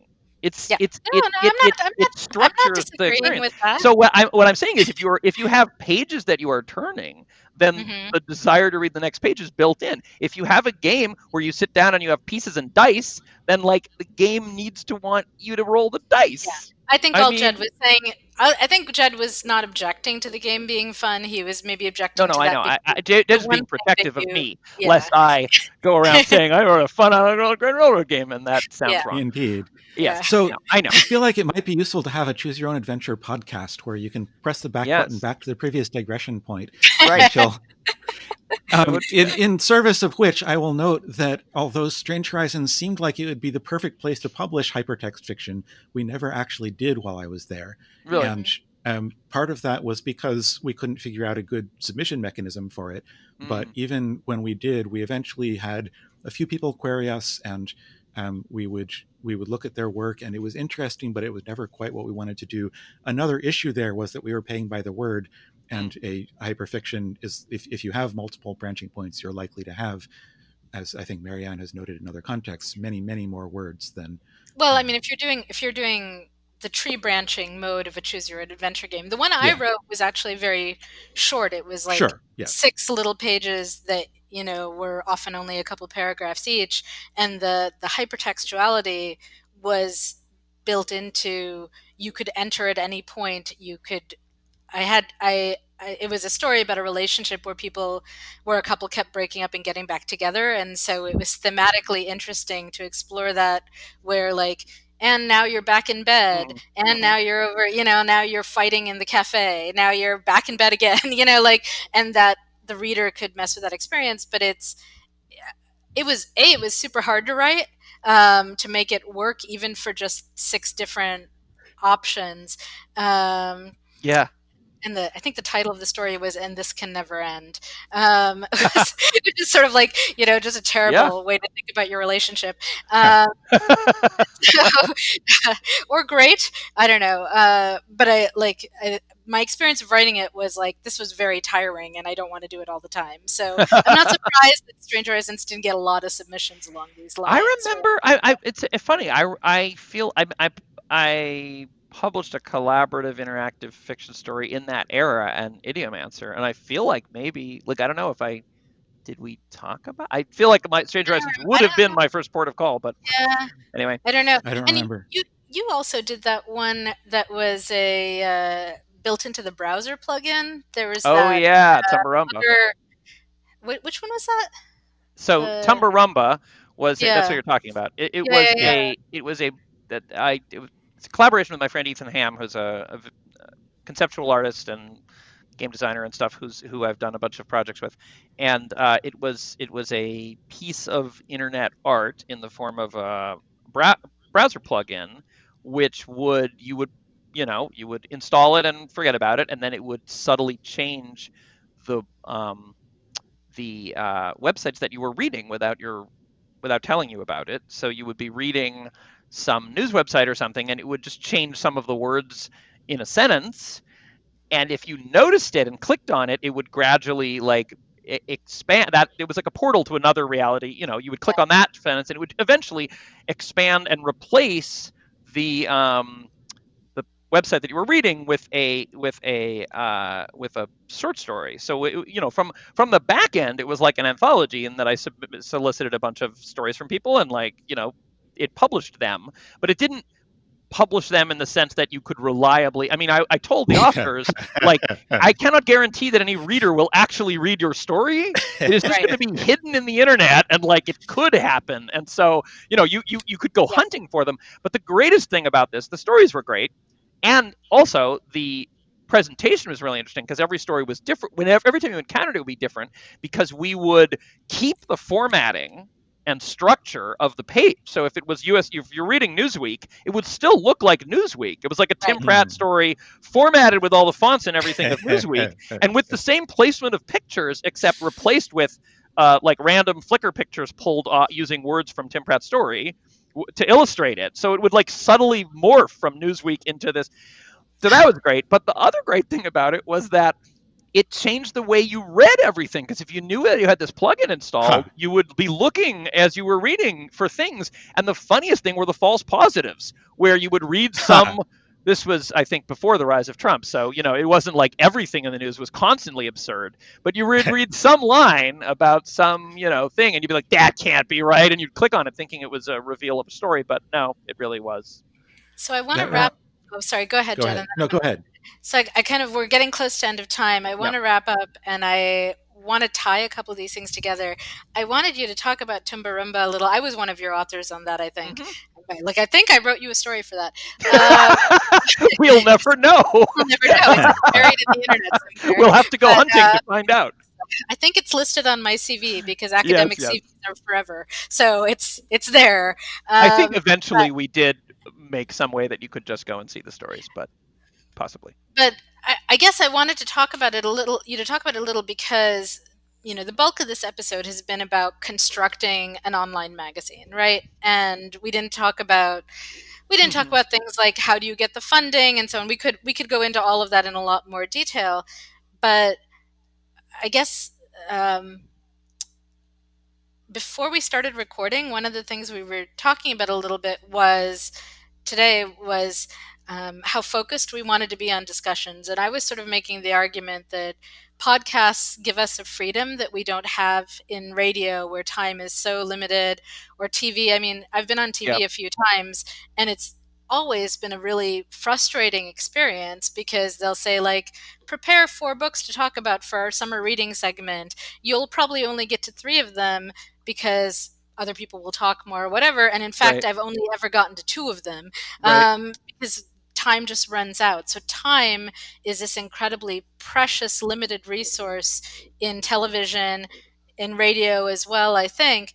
And it's obviously, listeners, if anyone is still listening to this podcast, your time is valuable to us. But we can experiment a little, and we can bet on things like maybe some of you are okay with the rambliness and the fact that we record for 2 hours at a stint, and maybe issue it in smaller chunks, maybe not. But if you were thinking about, I guess this is what last thing I wanted to say is, if you were thinking about creating an online magazine, a press, a podcast, I invoke Gavin Grant, let 1,000 flowers bloom, but also really think about how different media open up other possibilities. There are things that we could do with Strange Horizons as an online magazine that we couldn't have done if we'd done it in print. And among other things, we couldn't have afforded to do it if we'd done it in print, right? Like that cost would have stopped us right there. And so but it also, being able to work online and have 30 staff members from all over the place, even if a concentration was in the Bay Area, and I may have called on a bunch of my exes to start off the magazine at the very beginning. So there's all kinds of like interesting social capital that goes into doing this. But sorry, I guess my we had a lot of pushback against things we were doing that were new, and I guess I just want to encourage people to like think it through, and if you have a good reason for doing it this new way, try it, right? Like, Yeah. don't, Yeah, and I think what we were talking about the ethos of the thing you're yeah, trying to, the fundamental spark of the thing you're trying to do is like important and crucial, and you should follow that. And like there isn't any one way to do it, and it's not just let a thousand flowers bloom, but like the flowers are all, each of them has its own like reason for being. I mean, infinite I think diversity and infinite combinations. I feel like around the same time, maybe it was a little later, but like while I was publishing things in Strange Horizons, which I guess I mean I still am publishing things, but the old Strange Horizons, your Strange Horizons, Right. the I remember maybe Argosy. There was a magazine, Lou Anders, maybe. There was a little magazine that came out around the same time, and I don't think lasted very long. And it was very, very beautiful and completely a physical object. I think it had no Yeah, I online think Argosy. presence. Yes, Argosy. I And think so. it was, and that's like sort of the opposite inspiration entirely. It was clearly Yeah. like this is going to look like the old Argosy of the 1920s in a certain way, and it's going to be lush and beautiful and very physical and not online. And I don't know. So, and you know, and then there's yeah. So just to underline what you're saying, like the thing that you are enthusiastic about, I think it's important to Yeah, distill and organize around the thing you are enthusiastic about, and that you can inspire the enthusiasm because of others. that's what will sustain you Yeah. when you don't get awards and public acclaim, right? You know, so And I want to underscore that too, specifically the fact that there were things that you, Marianne, did and decided early on that I was resistant to, and that I think some of the other staff members were resistant to, such as being a nonprofit. And you were absolutely right, and I'm glad that you persisted. I'm Why were very people stubborn. I resistant? get it from my mother. I'm actually interested in that. Why were people resistant to that, and what was the? Kind of wanted to ask. I don't know if we have time, but I Yeah. Well, briefly you're back to Strange Horizons, just in bullet point form. I am curious about like what the arguments were that shaped, like what the decisions points were, what the other possible so choose your own adventure game sure. outcomes would have been. Well, I think the main thing that we didn't talk about is this financial aspect. So to go over it briefly, Hmm. our goal was to have 51 issues a year, um, each one publishing. Um, I think we went back and forth whether we're going to like bring out a story a week or 4 stories a month or whatever. But regardless, um, yeah, the it was going to be a big chunk of money, and so for we wanted to pay pro rates, which at the time were 3 cents a word, I think, for Yeah. fiction, and we were buying poems and articles and reviews for much less, something like $25 each. Art, we paid for illustrations. We didn't pay for the art gallery because we decided we were treating it like a gallery. We would show their work and link to the places on their site where you could buy the pieces of art. And I feel like I'm missing a department, but maybe that's all five. We didn't pay our editors, our proofreaders, our copy editors, our webmasters, our PR people. We didn't pay any of those people the money. And so when we did our initial budgeting, I think, and Jed may remember this better than me, I think we said it was going to be 10,000 a year to do this. And that seemed feasible. And we had a couple donors initially who were putting up the main funds. We got some matching grants from people like Apple and so on, that people worked there. And so they would donate $1,000 and Apple would match that for another $1,000. That happened once or twice. But we also started crowdfunding, and our plan was, I think the first year we would raise $1,000 in little donations, second year 2,000, third year 3,000, with the goal of getting to 10,000 a year. And we wanted to do the museum model is how I think of it, and it was something that was fairly new for publishing at the time. I was influenced by having read about Ms. Magazine that had been advertiser supported and got rid of advertising because they felt like it was compromising their editorial content. and they sort of did a plea directly to their readership saying, we want to stop carrying ads. We're going to need you guys to subscribe more, right? So that we can afford to do that.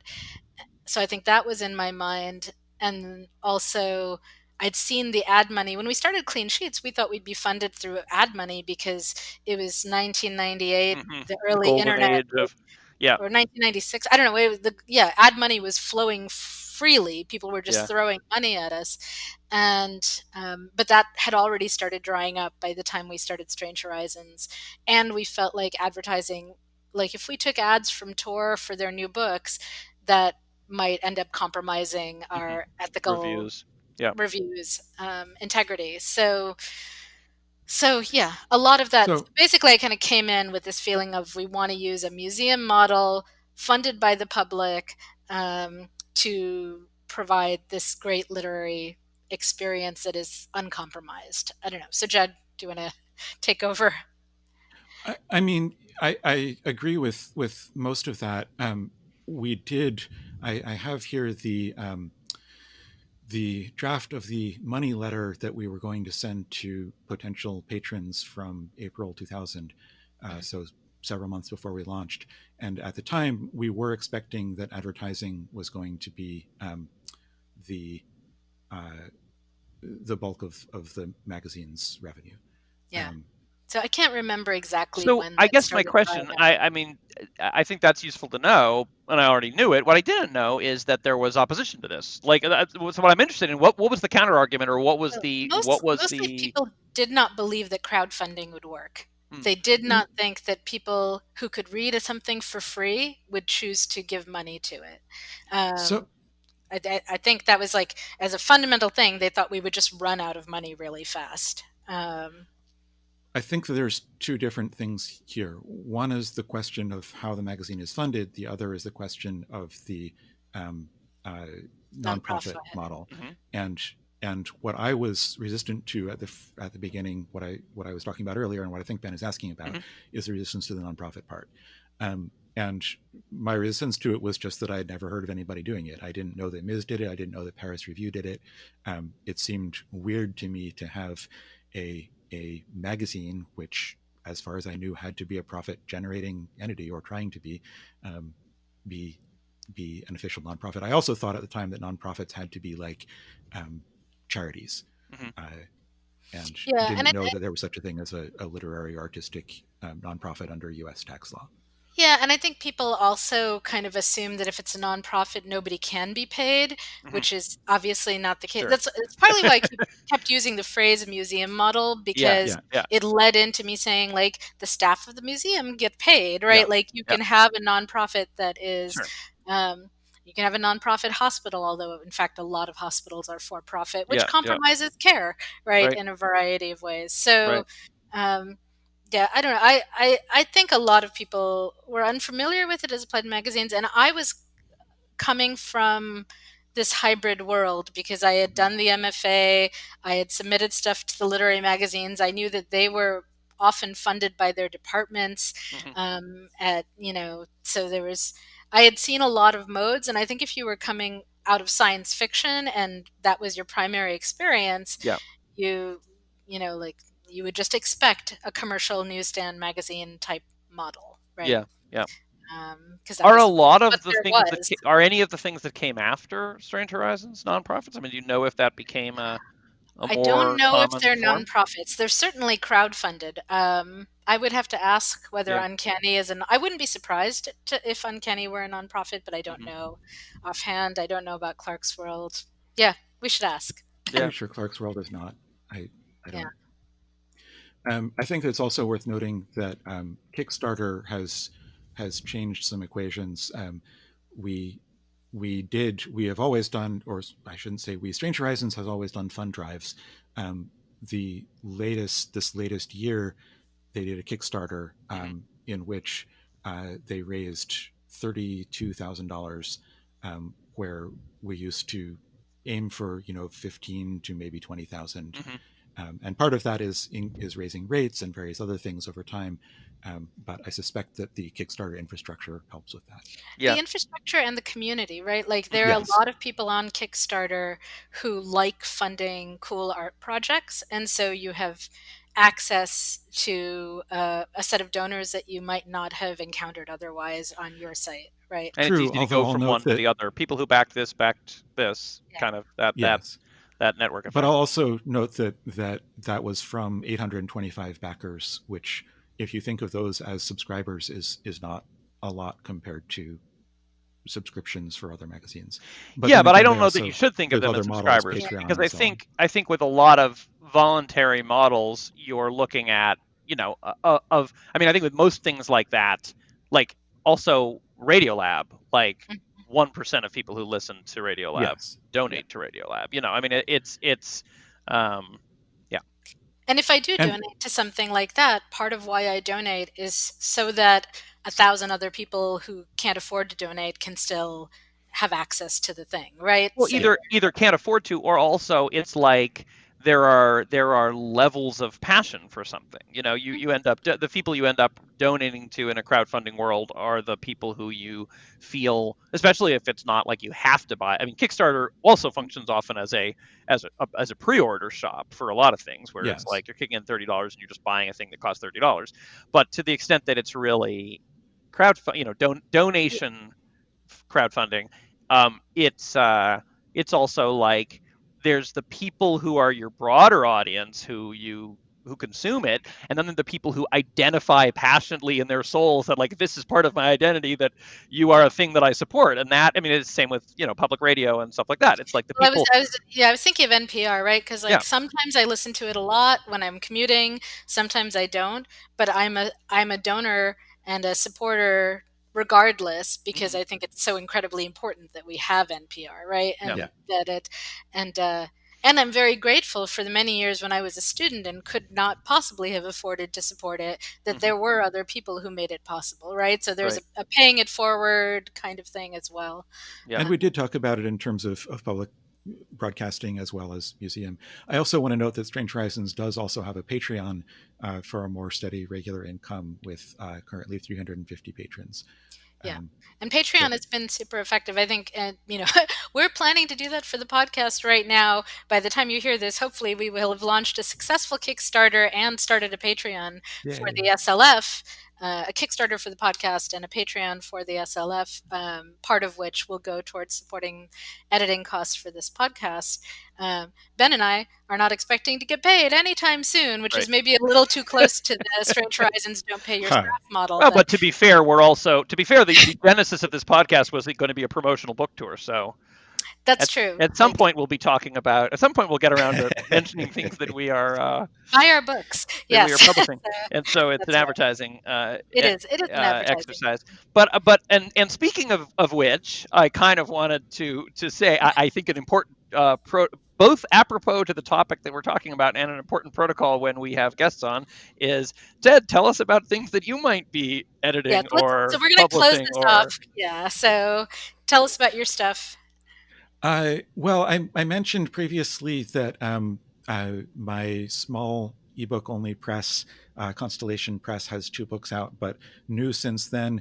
Not a new book, but one of the 2 books is now free on Kindle everywhere. So the ebook edition of Cyrano de Bergerac in the Brian Hooker translation with an amazing cover by Jen Reese is now free on all ebook platforms. Yay. Cool. The only other thing that I have done particularly creative lately was to crochet a small penguin, nice amigurumi penguin. So those of you who are looking at this on video can see the penguin. It's a light blue penguin. It's not a classic Linuxy penguin. It's more that's true. It's more of a Pokemon influenced penguin. So, but do you want to just briefly say something about, like, so you edited for 12 years, then you took a break, and now you have a small press. What is that? What was the impetus? What is that like? What does editing for it consist of? How long do I have? We're wrapping up. It's a question of when Ben needs to leave, really. I should leave soon, but take 5 minutes on, or 3 or 4 minutes on the question of. And then maybe we can pick up next time too. Yeah. So Okay. maybe the impetus, but not how you make your editorial decisions yet. Save that for next time. Well, although next time we're going to be arguing a lot about subjectivity and objectivity in art. Well, that's why we'll start off with okay. how we make that's some a good point. editorial decisions, and that'll lead us in. I get the framing now. I see it. Yeah. Okay. So the impetus was primarily that I found that there were some old books that I loved that are no longer in print, and are available in used copies for exorbitant prices. And I thought it would be lovely to be able to make these available as relatively inexpensive ebooks and still compensate the authors or their estates. It has turned out to be complicated. A lot of the books that I was interested in have turned out to be picked up by other publishers as ebooks, which is great because that's what I wanted, but also a little bit frustrating when books that I have been really interested in publishing turn out to not be available for me to publish. But there have been other things that I wanted to do as well. That was sort of the initial impetus, and then I had various phases of what I wanted to do with the press. One of them is that all through my time at Strange Horizons, occasionally we would get a story that I thought was totally charming, and I wanted to publish it because it was totally charming. And my co-editors would say, "Jed, we can't publish that story." And I would say, "But it's so charming." And they would say, "No." And I would say, "Wait, "Okay, but I'll unpack show a little. you." Why no? Why? What? How did it fall outside of Strange Horizons? Charm was not sufficient to convince Karen and Susan to publish a story. Sources of reader pleasure, charm weighs heavily for me, and there were other things that. Okay. So generally when this happened, I would threaten to start a new magazine called Charming Stories, in which I would publish only charming stories. Yeah.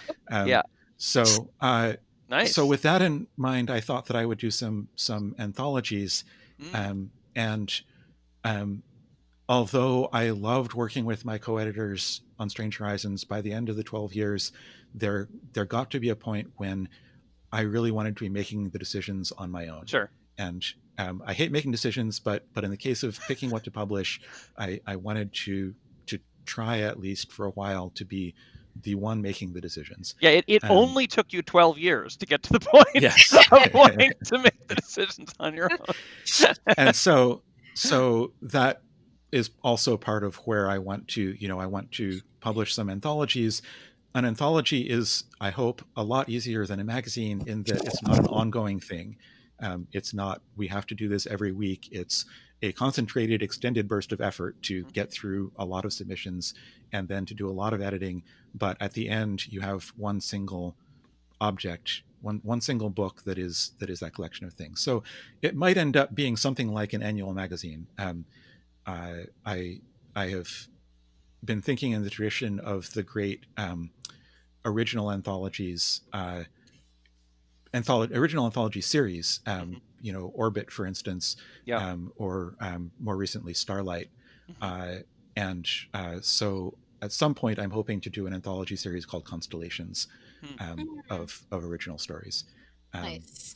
I like that. It makes me, you're making me think about, well, what is the difference between an anthology series and a magazine, right? And and let's say you were releasing them not in print but in podcast form or something like that, right? So that you didn't have the book form to define it for you. I do think there's a difference in that I think an anthology is a cohesive set, and so when you put it out, it is, even if you release it one after another, you have shaped and formed this set of 20 stories or 10 stories, whatever it is, and they are, and I've edited a few anthologies, they are meant to interplay with each other. There is an order that is determined, that you are thinking about knowing what the full set is, and that is very different from a serial magazine where you constantly have new material coming in. So I don't know if you would agree with that, Jed, but I feel like that's a fundamental difference in thematic structuring and so on. Well, so I guess I would say, first of all, that I have never edited an anthology, and you've edited several of them. So I will, to some degree, defer to your experience here. As a reader, I think that few anthologies that I have read, and I've read a lot of them, feel like they have that sort of cohesive. There may be a theme, and for a themed anthology, or there may be, it may be a best of an author or something. I guess that's an anthology, That's but a collection. yeah. But I feel like it rarely feels to me as a reader like a cohesive. I don't know if it's meant to be cohesive exactly, but like for example, a lot of what I'm looking for in an anthology is variety, and so that's also like when I think about considering things as a set, it's not too many maybe of the same thing. Yeah, it's maybe less about making it feel cohesive and but that more probably about. comes up in magazine editing too, where you're like, Yes, okay, it we've had does. 5 Robot Save the World stories in a It row. does, but I think it's a much stronger effect in an anthology in my Makes experience sense. because you just have a much smaller set, right? So you have like here are these 20 slots, right? Talking about slots again, but like when I was editing Aqua Erotica, when I was editing Survivor, The Best of Strange Horizons, all of those anthologies, I was looking for things like out of these 20 stories, I want a diverse reading experience. I want some things that are funny, some things that are serious, some that are sad. So I want to like carry the reader through this. I don't want to put 2 sad stories next to each other. I want to vary that. And that's a choice, right? You could build from sadness to sadness and make the anthology of super sad stories with one funny thing at the end. I mean, that would be interesting. I don't know who would read it, but maybe somebody will. Like there's the whole Bollywood tearjerker. I do have like a temptation to do an anthology of tearjerker science fiction and fantasy stories, but that's wow. I think that's a. You hadn't heard me talk about that, no. yeah. I think the tearjerker and the charming. I think there's a bunch of unexplored aesthetics here. Emotions. But and then there is content as well. So like with Aqua Erotica, I was like, well, like I want 1 mermaid story, maybe 2, and then that's it. Like I'm cutting it off. And like Jed actually, part of why I asked him to be an editor at Strange Horizons, I want to say, had I read your Aqua? Now I'm losing track of the timing. Maybe you wrote that story after Strange Horizons. I had read some of your fiction. I think one of your stories, previously published stories. Anyway, I was going to say the interesting thing when you talk about the exchange you just had, where the anthologist says this is very important, I want them to be read in this order, this is cohesive, I have a vision for this, and then the anthology reader is very typically like, oh, a bunch of stories, I don't see any order. I mean, that's an interesting, and that makes me think about, there's counter reading where you're sort of like, you are reading something against the intention of the author. Sure.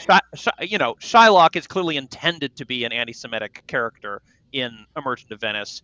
Shakespeare was writing as an anti-Semite, but Jewish actors love playing Shylock. We love delivering Shylock's speech because there's so much. Shakespeare's so deep and rich that it's so available for counter reading, right? So I mean that's a typical thing, right? The reader doesn't have to play along with the author's intention, but that's usually about content. But it's kind of interesting the idea of formal counter reading, where like an anthology is meant to be read in a certain order, but I generally don't read it in that order. Like I usually read it whatever order. Like, from shortest to longest. Yeah, lots of people dip into anthologies, and I'm like, for those who read from beginning to end, you get this added dimension of the experience. The rest of you are missing out, and you are like the people who pick up a novel and read the ending to be sure you're going to like it before you go back and start it. Like there are a lot of people who do that. Sure. Or even the back cover often. That's and I as someone who writes novels, on some level, I find that incredibly frustrating, right? Like I put so much effort into, measuring out the revelation of information, building the surprises, etc., so on, and in one fell stroke, you reader have destroyed all of my labor, right? Power. Well, so I want to note 2 things about the magazine versus anthology distinction. One is that I would suspect, I don't know for sure, that people who are publishing an issue print magazine are likely to be doing more of the sort of thing that you're talking about, where they have a single bound collection of 5 or 6 stories and some reviews and some other things, that there's probably some structuring and choosing going on there. No, I think so. But the other thing that I would say is that I think that the line blurs in various other ways as well, such as especially in the 1970s, 1980s, there were paperback magazines. Delaney and Hacker did a paperback magazine called Quark, and they had I have Quark. I have at least 2 issues. I think I don't have one of them. They did numbered issues, and they actually did a really interesting. The pieces were anonymized not just to the editors but to the readers. They didn't put the authors' names on them. Anyway, my point were being the authors' names discoverable anywhere or no? Yes, not. Yeah. Oh yeah. But you had to take an extra step. Yeah. But my point being that those were labeled as magazines, but I would say that they were effectively the same as a series of anthologies. I don't know that there's a clear dividing line between those. It's an interesting question. I mean, yeah, can you have an anthology with 3 stories in it? I mean, sure, it's not typical, right? It's there are certain size conventions, and an anthology with 3 stories to me is almost a different medium, right? Than the kind of work that I do when I'm organizing a collection of roughly 20. And of course, then there are the giant anthologies, like the mammoth books of erotica that Maxim Jakubowski does, or the year's best that Ellen Datlow does, and so on, which have far more material in them. And that's also almost a different beast, right? The word best is interesting in this context. That this struck me before when you were saying, well, I make sure not to have too many of one kind. For instance, when I was entering the best of Strange Horizons, which is very interesting because it kind of pulls against the word best. It's like the best stories were all cyborg stories, but sorry, only one of them's getting in. That is attention. The year's best editors do that too. They say, there's stories that I would have loved to put in this, but for whatever reason, I had too many. I mean, I think that Okay, we'll save that for next time, because we're going to talk about best next time. When I'm talking about best reading experience that you could have drawn from the stories that were published this year. Right. Long title. When I was talking about paperback magazines, these are the size of regular paperbacks. These aren't 3 stories. These are, hundreds of pages. So yeah, that's why I have a copy of Quark somewhere. I was trying to remember how many issues are in the. Quark is a small example, but for instance, Destinies was, I think, maybe each issue was maybe 300 pages long. Yeah. So it's an anthology, effectively. Anyway, I think it's clear that it's a spectrum, right? I think it doesn't need to be a bimodal distribution. Yeah, I think Marianne is defining an axis of magazine-ness to anthology-ness. Yes. And asking what makes Lady Churchill's a magazine and not an anthology, right? Yeah. I'm I don't know. But I think the anthology-ness of having a predefined set and a structure, sure. I mean that is a if nothing else, the sort of point in time at which you are I have gathered all the things, here are all the things, is different than continually adding more things. Yeah. But again, I mean, there's obviously going to be various things that fall in various places on the spectrum. Yeah, there was I got pretty angry about an anthology recently, the Golance book of science fiction, fantasy, something like that was the title, of South Asian science fiction, right? Something like that was the title. And, it came out and I hadn't heard about it beforehand. I hadn't seen any calls for submission. It's fine that I didn't get a chance to submit to it. It turns out that it was an invitation-only thing, not an open call. But I was really frustrated that there were no Sri Lankan authors at all, right? And I think they had left out 2 or 3 countries. And there's this sort of so when we talk about a theme or a conception for the anthology, there's a certain sense of boundedness that is different, I think, than with a magazine. It's a different, for me, when we were doing the Survivor anthology, there were clear limits on how these stories would be in conversation with each other because they were all working in the same area. So, and then for the Golance one, I was like, how can you do a South Asian anthology and leave out 3 of the 8 countries? This is how do you call it? Was anyway. I'm looking forward to reading. Here's my question for you guys. What anthologies are you excited about right now? Maybe we'll end with that. I'm looking forward to reading Nisi Shaw's New Sons anthology. That's the next one in my queue, and I think it's going to be great. So have you read any recently that you like? or do you have any standouts that you would want to point people to? I really love the Conjunctions anthology, which was in literary fiction. Conjunctions was this beautiful, like, bound magazine that like looks like an anthology, but is put out as issues of a magazine. And they did one volume that was speculative focused, and it was amazing. Mm-hmm. Great stories. So it's always kind of like I felt like putting that thematic framework around it did really good things for them. So, any thoughts? I didn't warn them that I was going to ask them this, so they This can is tap a curveball closing question. Jed, do you Yes. have any?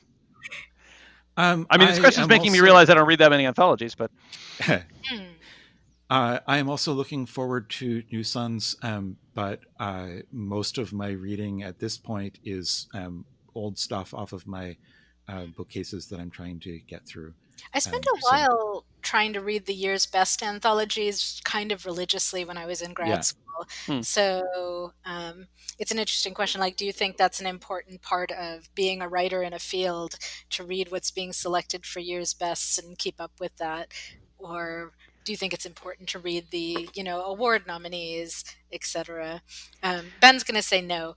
Well, no, I don't. I mean, I don't know. I think, geez, it's my reading is very chaotic. Like it's not. Well, I can't keep So up with anything anymore. So yeah, and that's another thing. Also, I mean, one thing I read too widely, and I can't. I have various disparate reading projects that are ongoing. Yeah. And I mean, one thing is I have a perennial sense of guilt because I can't even just read the things that my friends write, that like I feel I owe a duty of personal honor to like have read things, and even of when I like their stuff. So that occupies a lot of the available reading space. And then there's a lot of, and then there's a lot of other stuff like nonfiction, and also I have been lately returning to a lot of like rereading and returning to some older things. Um, uh, for a little while I was, I think Noah's a little I think we left this window, but there was a while when I was going back and reading classics to see if I wanted to go recommend them to my son who's into science fiction. And that was a very actually telling sort of review of my childhood, and which ones held up was rather surprising. The degree to which some of them, which I had loved, were just no longer like readable at all because the world has moved on and I was missing things then. And well, the world hasn't. The world was probably, were plenty of people back then who would have noticed. I didn't notice. And then the things that held up. An intermediate category of like the things I can still enjoy, but I would not give my kids. Yep. Yeah, sure. Sure, but I mean, even some things that I loved, I could no longer really enjoy. Like, I mean, I could not read Foundation and without noticing that there are like in 1,000 pages, there's like maybe 3 pages in which a woman occurs, and like one is a prostitute and one is a nagging wife. Like it's a frightening degree. And we're not talking the Bechdel test here. We're talking like I don't know. They'd have to invent like 7 levels of hell beneath failing the Bechdel test to put Foundation in. Or like Startide Rising, which I remember as being this really inspiring, like lovely story. There is like this culture of toxic sexual harassment aboard that starship. Like I cannot take the captain seriously as like a manager and leader of people when like I haven't gone back to that one, so perhaps I will not. On the other hand, Hal Clement, who would think that Hal Clement would be like a paragon of like the nitrogen fix? Extremely like balanced gender roles. There's like a non-binary character, and there's like an alien character who the woman and the man, like this couple, this sort of power couple of this, married woman and man who are like going and having the adventure, like just trying to deal with life and like getting things happen because it's a novel. But they have this running joke where they each gender the alien that hangs out with them differently. Like they have this sort of fun fight about whether it's a he or a she. And I mean, it just seems like it held up really well. I was like, Hal Clement, like nice bottle thick glasses nerd of chemistry crunching, like was the one whose gender Jed, praxis held up. Jed, do you remember what anthology The Widget, the Wadget, and Boff appeared in?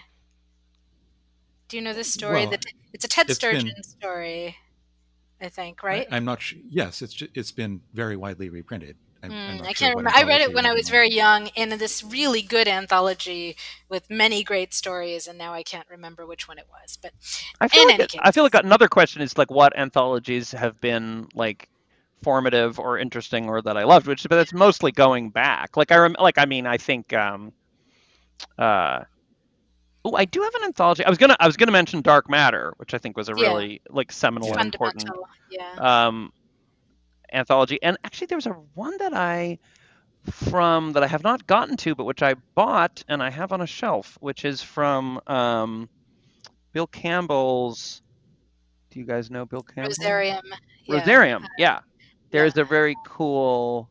I think I haven't read that one yet either, but it looks good. So also, wasn't he? I think he did. This is shameless plug because I'm in it. But he Stories for Chip was an anthology that I noticed. I think which he sort of Samuel Delany inspired things. Yep.